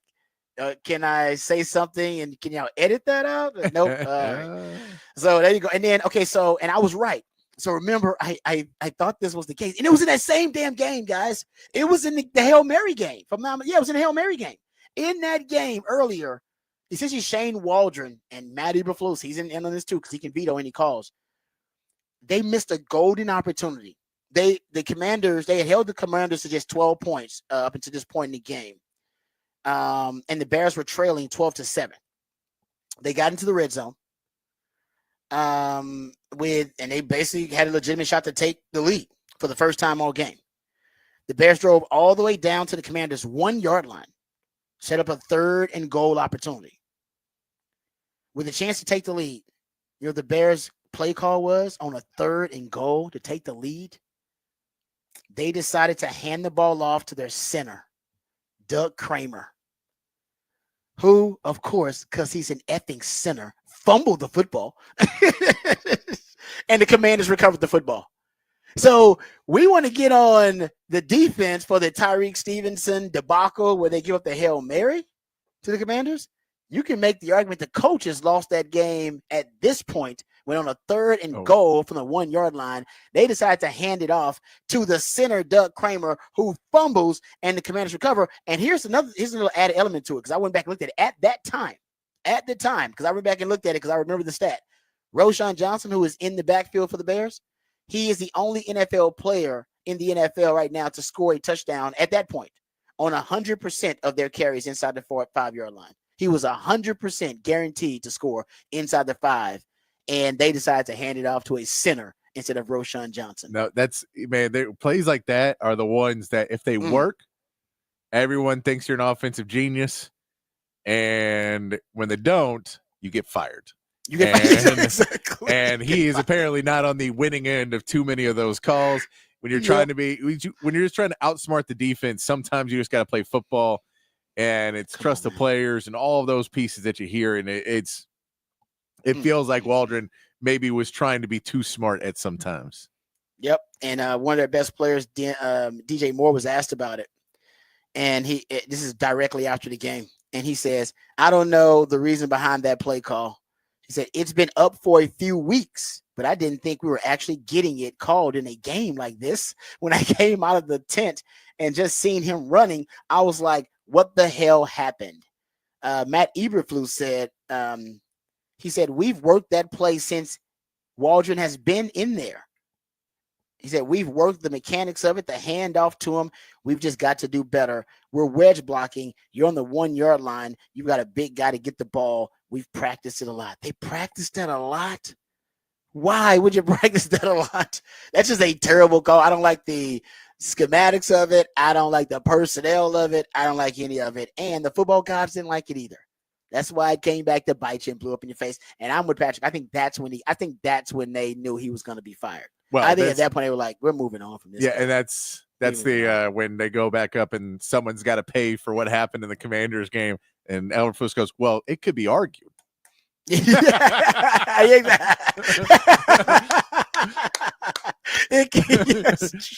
That's a great way to put it too. I go with that too. He talks about, well, it can be argued that. Okay. But can we hear from, so DJ Moore said that, but then this is when people thought DJ Moore was, or at least some of his body language, that maybe he had grown a little bit frustrated with the coaching staff and the coaches, because apparently DJ Moore's comments about that play did not sit well with the head coach. Here's DJ Moore the week after that play call, so earlier this season. How do you feel that's received by, or how is it received by the coaching staff, just from when you voiced what you said about the Doug Kramer play and all of that? How do coaches receive that? I mean, we all talked about it, and me and Flus talked about it with the captains, and just got to stay in the house next time. I mean, I'm not going to say sorry for what I said, but at the same time, it should have just stayed in the house, but I said what I said. Is that kind of the meeting? Is that when you guys had that captain's meeting with Flus, was that something he tried to express, keeping stuff in-house? Yeah, and going forward, that's probably going to be what it is. I mean, stuff slip, and I mean, I answered the question, truthfully. He's like, I'm not going to apologize for what I said, and I'm not taking it back. And I still feel that way. This is what Micah probably should have said. I still feel that way, but I probably shouldn't have said it. It's like my mom always say, son, it's perfectly fine for you to think that. You just can't say it out loud. You can't say everything out loud, son. And I keep that in mind every day. And that's just what he's basically saying. No, I still believe it. I just shouldn't have said it out loud. Yeah, and that's kind of what Micah. Right. Yeah, I was right. He did not one time change his mind. He's like, no, that was a dumb play call. I don't know why we called it. Disagree with it. Let me ask you, why are you asking me the question? Because you know the answer too. And you just want to hear from me. You just want me, exactly. You want me to kind of to essentially give you a headline, but you already know the truth. Yeah, you know Micah could say it too. Well, what do you think? That would have been a great line. What do you think? They'd be like, okay. Because that is, when you say what do you think, it's just the basically saying, yeah, of course. It's the most obvious answer is the correct answer, man. Yeah. we don't even need to say it out loud. Yeah, you're asking me to answer this way, which is fine. I get it, but you can't get mad when people come out at you.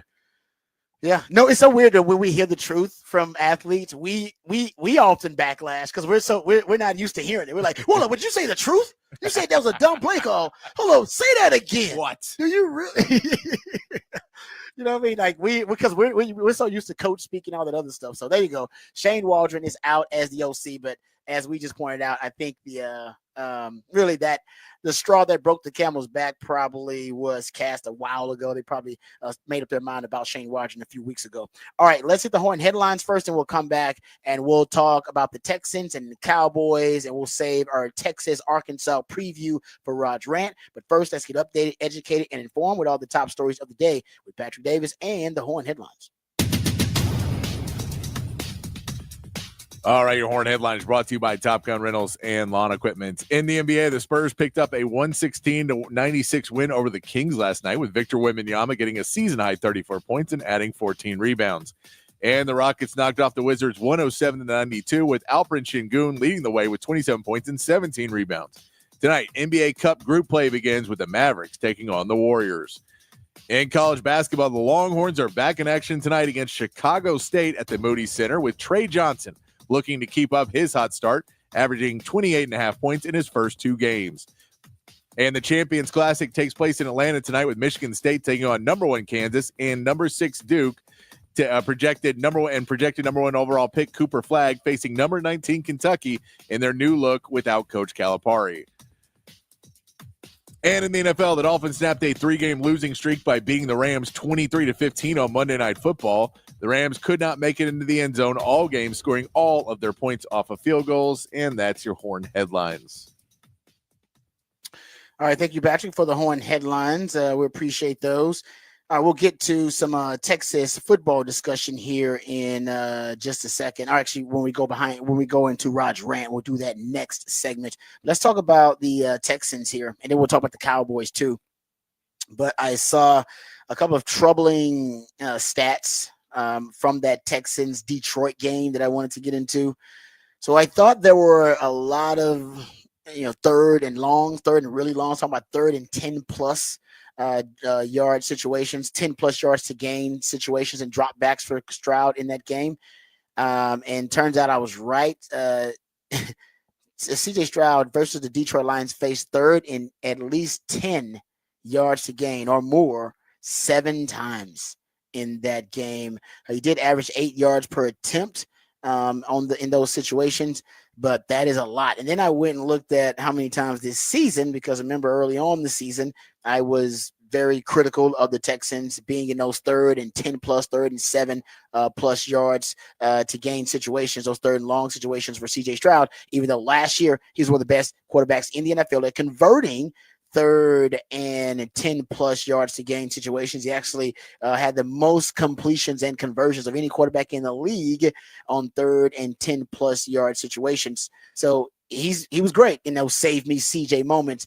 This season, not so much, but this season also much worse than last year. Right now, the Texans are leading the NFL in situations, dropbacks, where CJ Stroud is in 3rd and 10 plus yards to gain situations. So he has had 50 dropbacks on plays where the Texans need 10 plus yards to gain on 3rd down.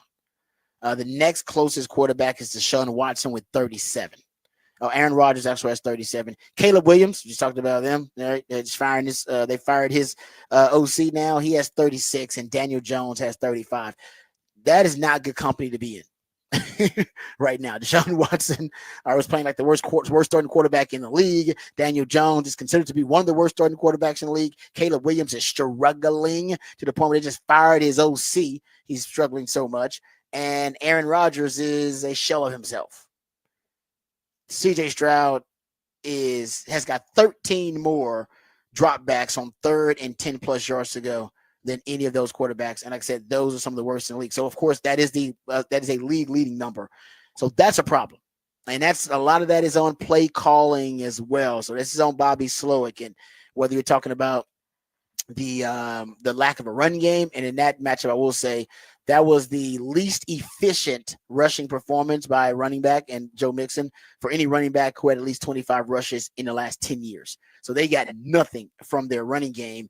And in addition to that, the offensive line, it was better, but it still wasn't necessarily a high level performance. They did allow 4 sacks in that game, but I thought they did give CJ Stroud enough time to be able to make some throws down the field. But I do think it's connected, your pass protection issues and your third and long situations. If you're in more third and manageable, like I said, a lot of this is on Bobby Slowick. The Texans had more runs. If you go look at the analytical models, the Texans have more runs on passing downs than any team in the league since the start of October. That's on Bobby Slowick and his play calling tendencies. But the pass protection and these third and longs, I think they are connected. And I got to go look and see how many sacks and how many pressures that have come on these third and long situations. That's something also that I'll go back and try to track for you guys. But I do think they're connected. And if you look at quarterback hits, maybe that's something also that can throw in there as well. CJ Stroud right now, the most hit quarterback in the league. He's been hit 71 times. He's tied with Daniel Jones. Once again, like I said, you don't want to be in a group of those guys. He's been hit 71 times. Your franchise quarterback. Those are brutal numbers. And right now, this is not a CJ Stroud. This is not a CJ friendly offense. It's just making CJ have to work way too hard. And it makes every down just a Herculean task. Whether you're talking about pass protection or you're talking about, having to work behind the chain so much. I think that's what Bobby Slowick's got to figure out. How do we make this offense more CJ Stroud friendly? And maybe it is getting away from some of the Shanahan concepts. I love the Shanahan offense, but maybe it is getting away from some of those concepts, just going with what CJ's comfortable with. And I will admit, there are some times where they spread things out and they go up tempo, where CJ Stroud seems more comfortable than when they are going with some of their more power personnel groupings, and when they're using a lot of the conceptual signatures that are that have become so common in the McShanahan offense. So they got to do something, because Bobby Slowick, I'm not in the fire Bobby Slowick camp. I know there are a lot of people like fire Bobby Slowick. They move on from right now. I think he's a young coach that just needs to evolve. But it's clear that some of these issues are him. That it's his play calling, not all of them. But it may not be his fault, but it is his responsibility to fix these issues, and they are not being fixed. They are actually now starting to rear their ugly head again against good teams. You basically fix them against bad teams, and then against good teams, you see them again. Yeah. These issues. No, it's just everything you keep seeing. It's responsibility of a coach to try and put your players in the best position to win. And right now, he's giving them a playbook and saying, if you do exactly what you're supposed to do, this will work. The problem is, we know the offensive line isn't going to be playing that well. We know that. So you have to adjust to what the offensive line can do and what their strengths are. How they were running the ball with Joe Mixon last weekend. Oh, yeah, it was bad. You got to be able to make some changes in that game and then find Joe Mixon with the football. Try and get him the ball in the passing game. Find ways to get him the ball, because he's still a playmaker, but they just have sniffed out your running game. And the way he was getting any yards at the end of that game, I felt bad for him. But you saw him, Rod. He would get He was running hard. He was running fast off the. There was no waiting for a hole. There was no vision. There was no patience. It's just like hit the hole. It was go, and it wasn't even holes. It was run to the left side of the tackle, run to the right side of the tackle. It was outside the tackles, speed run. Yep. And it wasn't even north, east, and west, because everything about it was just kind of weird. There was no nuance to it at all. No, and with the Joe Mixon, he can do so many other things. So you hate to see him get relegated to that, but that's basically all you had. And so if you're going, you want to get in the ball, you want to get more surefire passes, then work with that. Try and get that. And I know that may not be your favorite part of the game, but you have plays in the playbook. I'm sure you do. Mm-hmm. So you got to get him the ball. Things like that. You got to be able to get CJ Stroud moving forward sometimes. I know you're running boots out because it gets him out of the pocket and get him a little space, but if he's constantly on the move, you're only playing from one hash mark to the sideline because he can't throw it back across his body. Mm-hmm. So you take away so much of the field where you can play. And the more you do that, the more the defense gets ready for it and they're not having to play on one side of the field. I agree. So just those types of things, you're putting yourself in situations where you're not going to be able to win. So if you can change those up and find things that worked in the first half and go back to those, and then when they stop working, go to the next thing. It doesn't seem as complicated, but it feels like in that second half, the adjustments get made, and he feels the adjustments are the players are not playing as hard and not really seeing what this defense is doing. Mm-hmm. Yeah, no, I'm with you. And I think ultimately that leads to their second half scoring issues where they were obviously goose egg versus Detroit, but they haven't scored a second half touchdown since playing the Patriots 4 weeks ago, and they've only scored double digits twice in the second half all season long. That's it. They only scored double digits twice against the Patriots and against the Colts in the first game of the season in the second half. That's something they got to fix too. So Bobby Slowick and the Texans, they got some issues. Thankfully, they play in a division where they don't have many challengers. They don't have many threats in that division. So they do have some time to work out things before they got to get to the really tough part of their schedule toward the end when they make their playoff push. All right, let's hear from Micah Parsons because he wanted to set the record straight regarding his comments on Mike McCarthy's status with the team.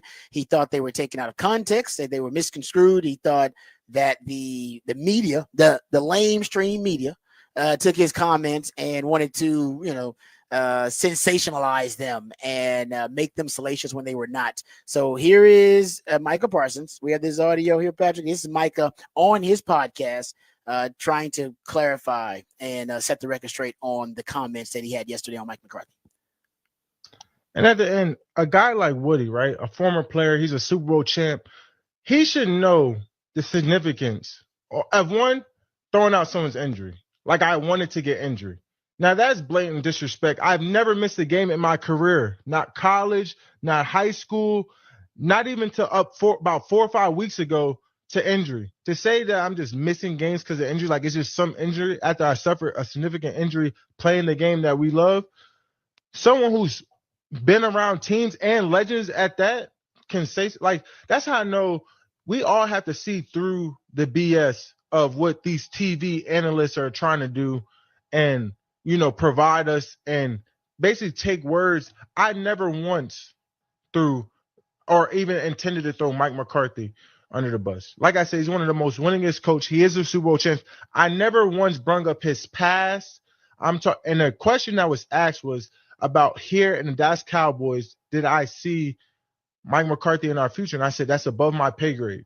So never once did I ever intended or wanted to reflect on Mike McCarthy's career because I always knew it was a good one. I've always had a great relationship with Mike McCarthy, and I never even put that in question. And for a guy like Rex Ryan, I just know he wanted to coach the Cowboys. Like, I'm perfectly happy that we have Zimmerman because if we have a guy that's willing to go on TV and provide this type of nonsense, imagine what he could do to a locker room. Like, that's just honestly just outrageous to me at the end of the day. Like I said, man, when you play football, all coaching aside, and you can look at college, you can look at even the pros, coaches are, their careers are way longer. They can decide to take a better job. They can move on. You kind of see that a lot from DCs, OCs, head coaching positions. Sometimes better job openings just open up. And you truly never know. You never know how the dice is going to roll with coaches. But when you talk about guys you consistently going to war with, man, like guys that I seen Tyron and Zach barely can walk throughout the week, take a Tour, go out there and play, being half a man basically and giving us our best effort. So when you see those type of things, you see guys pushing through injuries, pushing through just so much difficulty it is to play in this league. Yes, 100% every time I'm going to always choose the brother that we're going to bleed with, we're going to work with, because in the end, it's only a small group of us, there is no politics. All right. There you go. That's Mike. You get the gist of it. I think he goes on for a little bit longer there, but he's just basically saying, didn't mean to throw Mike McCarthy under the bus, and hey, I'm siding with the players, but I don't even know if he I don't know if he said anything really different, but he just wanted to make sure people knows that he's all about the players, basically. He's all about the guys. I think he didn't want to lose. The reason that you're not going to get him to take up for Mike McCarthy and to vouch for Mike McCarthy, or even probably should have thrown him a compliment of at least, like, Mike McCarthy's a good guy, positive influence. He didn't give him really anything. We even when Jackson Smith and Jigma, we played that stuff for you. He didn't want to give Shane Waldron he didn't want to vouch for his credibility, but he went, he's a good guy. You know what? He was fun. He was a good guy. He taught me some things. That's all you got to do. Just give some compliments. Well, you ain't got to give him the compliment of saying he's a good coach, but give him some compliment. No, he goes, I'm not talking about his history. I don't win a Super Bowl. I know he's got history. And he go, he's been a coach for a while now. Yeah, he's going on like his 5th season. This isn't a new coach. that you haven't had time to meet with yet. That is true. Yeah, that's true. Yeah, I agree with that. No, I mean his history back when he was in Green Bay. What about in Dallas? There's nothing positive you can say about his time in Dallas. Yeah, because I think the players talk about this stuff. Trust me, I was a player, so they talk about whether their lame duck coach is a good coach. Yeah, right, or a good coach for them. You want me to pull the 70 times he talks about how he loved Dan Quinn? Oh my goodness, all the time. Yeah. So that should tell you. That's all you need to know is it's 70 plus times on air. He said, Dan Quinn, I love Dan Quinn. I want to play my whole career for Dan Quinn. And he said, Mike Zimmer, I'd rather have him than Rex Ryan because Rex Ryan would be a cancer in the locker room. And man, back in the day, like 14, 15 years ago, I heard Mike McCarthy was pretty good. When I was a kid, Mike McCarthy was a pretty good coach. I would die for Dan Quinn. I would lay down in front of a car to just save him an ounce of pain. But Mike McCarthy, I'll tell you what, man, that guy, I heard that back when he was in college, pretty cool dude. But come on, man. Like, that's the reason why it's unbelievable is because we know that you love Dan Quinn. He does, and he's unapologetic about and that's how fine. he That's showers great. him with praise. But you can't be surprised when all of us point out, hey, you're not saying anything nice about these guys. I know. I said you couldn't find one nice thing, dude. Yeah, nice. That has nothing to do with football. Just go. Oh man, I like his presence. You know, he's a fun guy to be around. Even if you're lying, who cares? You know, he's a nice guy to be around. He didn't. No, that was not one complimentary thing he said about him. And that's why I think people assumed, okay, well, he obviously not a Mike McCarthy fan, and I think they're right. And you know who else is not a Mike McCarthy fan? Jerry Jones. Otherwise, he would have a contract extension. So everybody feels the same about Mike McCarthy in that organization now, including the locker room, and that is the problem. Because he doesn't have the locker room anymore. And I think Mike Zimmer's the same thing. Oh yes, agreed. I think Mike Zimmer. I think he lost the trust of the locker room as well. I think all the coaches have lost the trust of the locker room. Yeah. Now. I mean, you probably have a few position coaches that people still like and feel those are guys are getting the short end of the stick. But as far as everyone who's in charge over there, it does not feel like there's much love lost between any of it. But that is where if you want to ask Mike about why we're treating this differently, it's because you have liked the coach, and we all know you like the coach. That's a good point bringing up about Dan Quinn, though, because it was like every other week you hear something about Dan Quinn, about how much he loved Dan Quinn, how the players they fight for Dan Quinn, and that's a great point. I agree with you on that. If Micah, I think ultimately Micah just wanted us to listen to his podcast, and job well done, because we've been talking about a damn podcast for 2 days now. Good. You know what? You learned that from Jerry Jones, the greatest marketing mind in the history of the NFL. So at least you know how to promote yourself. All right, we come back. We'll promote Texas football a little bit. We'll talk about what to expect from the Arkansas Razorbacks. I'll tell you something you don't know about this Arkansas team. And we'll also hear from Steve Sarkisian talking about the upcoming game versus their now SEC rivals. All that and more right here on the Rodcast featuring Patrick Davis. I'm Lifetime Longhorn Rod Babers coming back on the horn.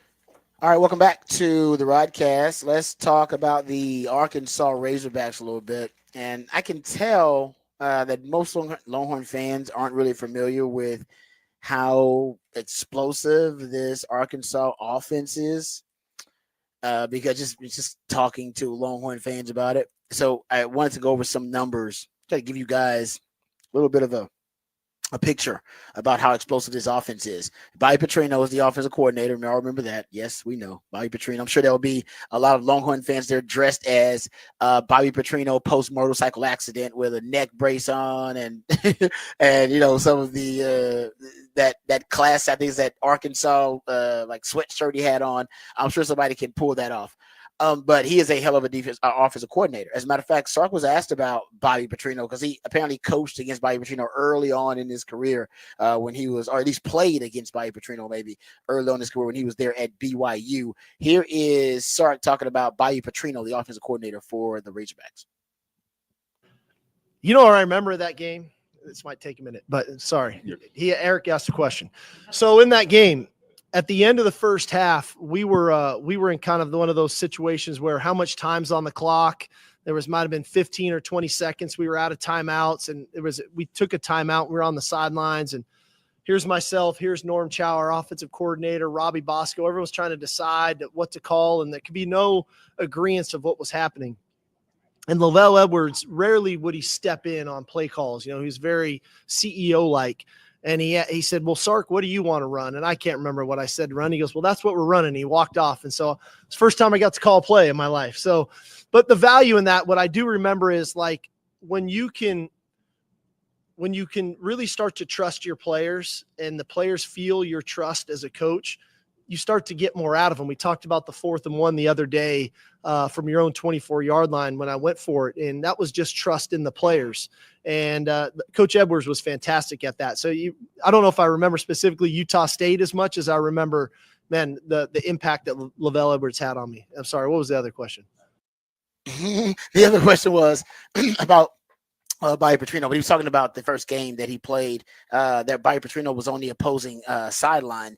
And it was that game where he says that Lavelle Edwards let him call his first play. But Bobby Petrino is a really good offensive mind. As a matter of fact, their quarterback, who we've heard start talk about him, Taylor Green, he was handpicked by Bobby Petrino. As a matter of fact, the first scholarship offer that Taylor Green got coming out of high school was actually from Bobby Petrino. He wasn't at Arkansas at the time. He was at Missouri State, Southeast Missouri State, wherever he was. He was there, and he offered this young kid, Taylor Green. He really liked him. And when he got to job at Arkansas, he decided, no, I'm bringing Taylor Green with me because I really like this guy and he's compatible with my offense. And it has worked because Arkansas's, this is where they are in 10-plus yard passes, 20-plus yard pass completions, 10-plus yard runs, and 20-plus yard runs. So I'm looking at explosive plays, right? Arkansas, they have 116 10-plus yard completions. That's 7th most in college football. They have 40 20-plus yard completions. That's 12th most in college football. Just to give you some perspective on that, some context to it, they have more 10-plus yard pass completions than Texas does. Texas has 100. They got a 116. Texas has 49 completions of 20-plus yards. They have 40. They're top 10. Texas is 3rd in the country. They're 12th in that regard. 10-plus yard rushes, they have 68. They're 6th in the country. They have more 10-plus yard rushes than Texas does. Actually, 28 more than Texas does. 20-plus yard rushes, they got 20. They're tied with Texas. Same amount of 20-plus yard explosive plays.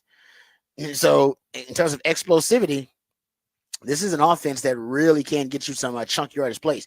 If you go look at overall chunk yardage plays, so overall 10-plus yard plays and 20-plus yard plays, they're 3rd and 5th in 10-plus yard and 20-plus yard plays overall.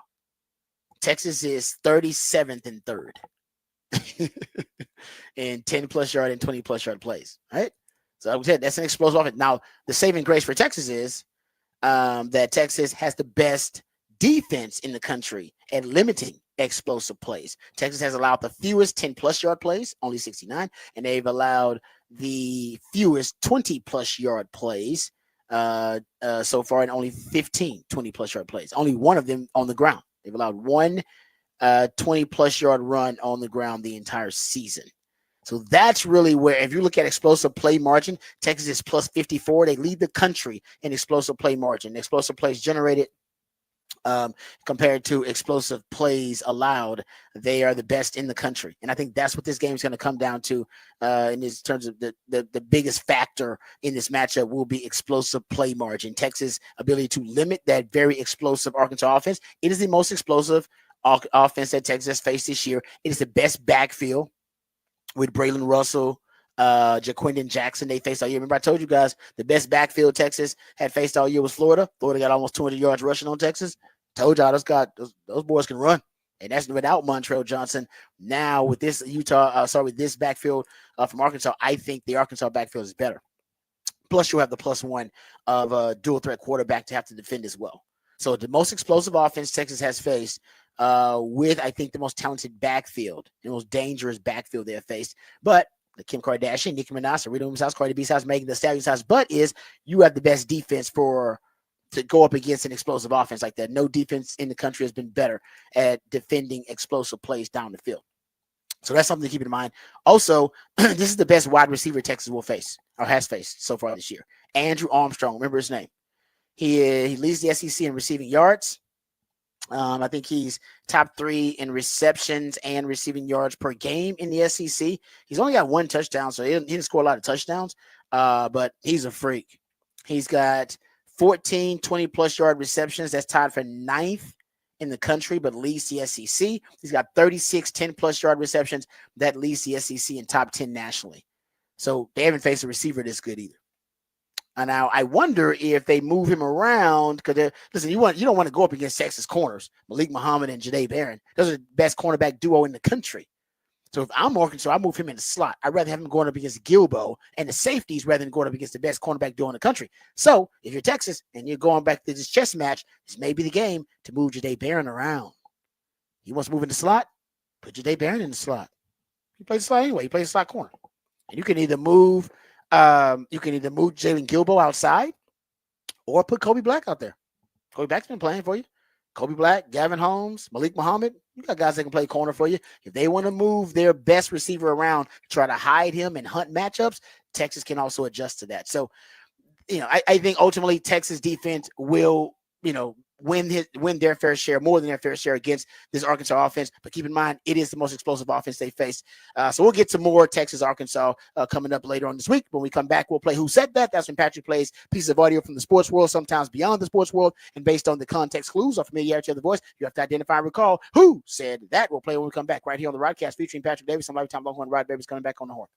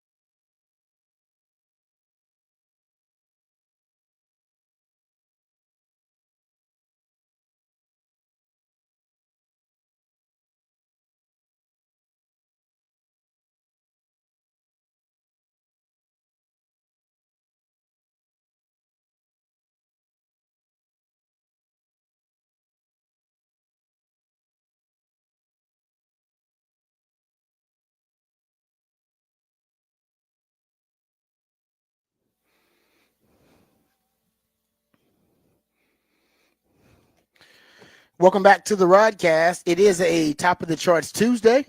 That's when my co-host, the Idillionaire, plays jams that reach the top of the Billboard charts on this day in history.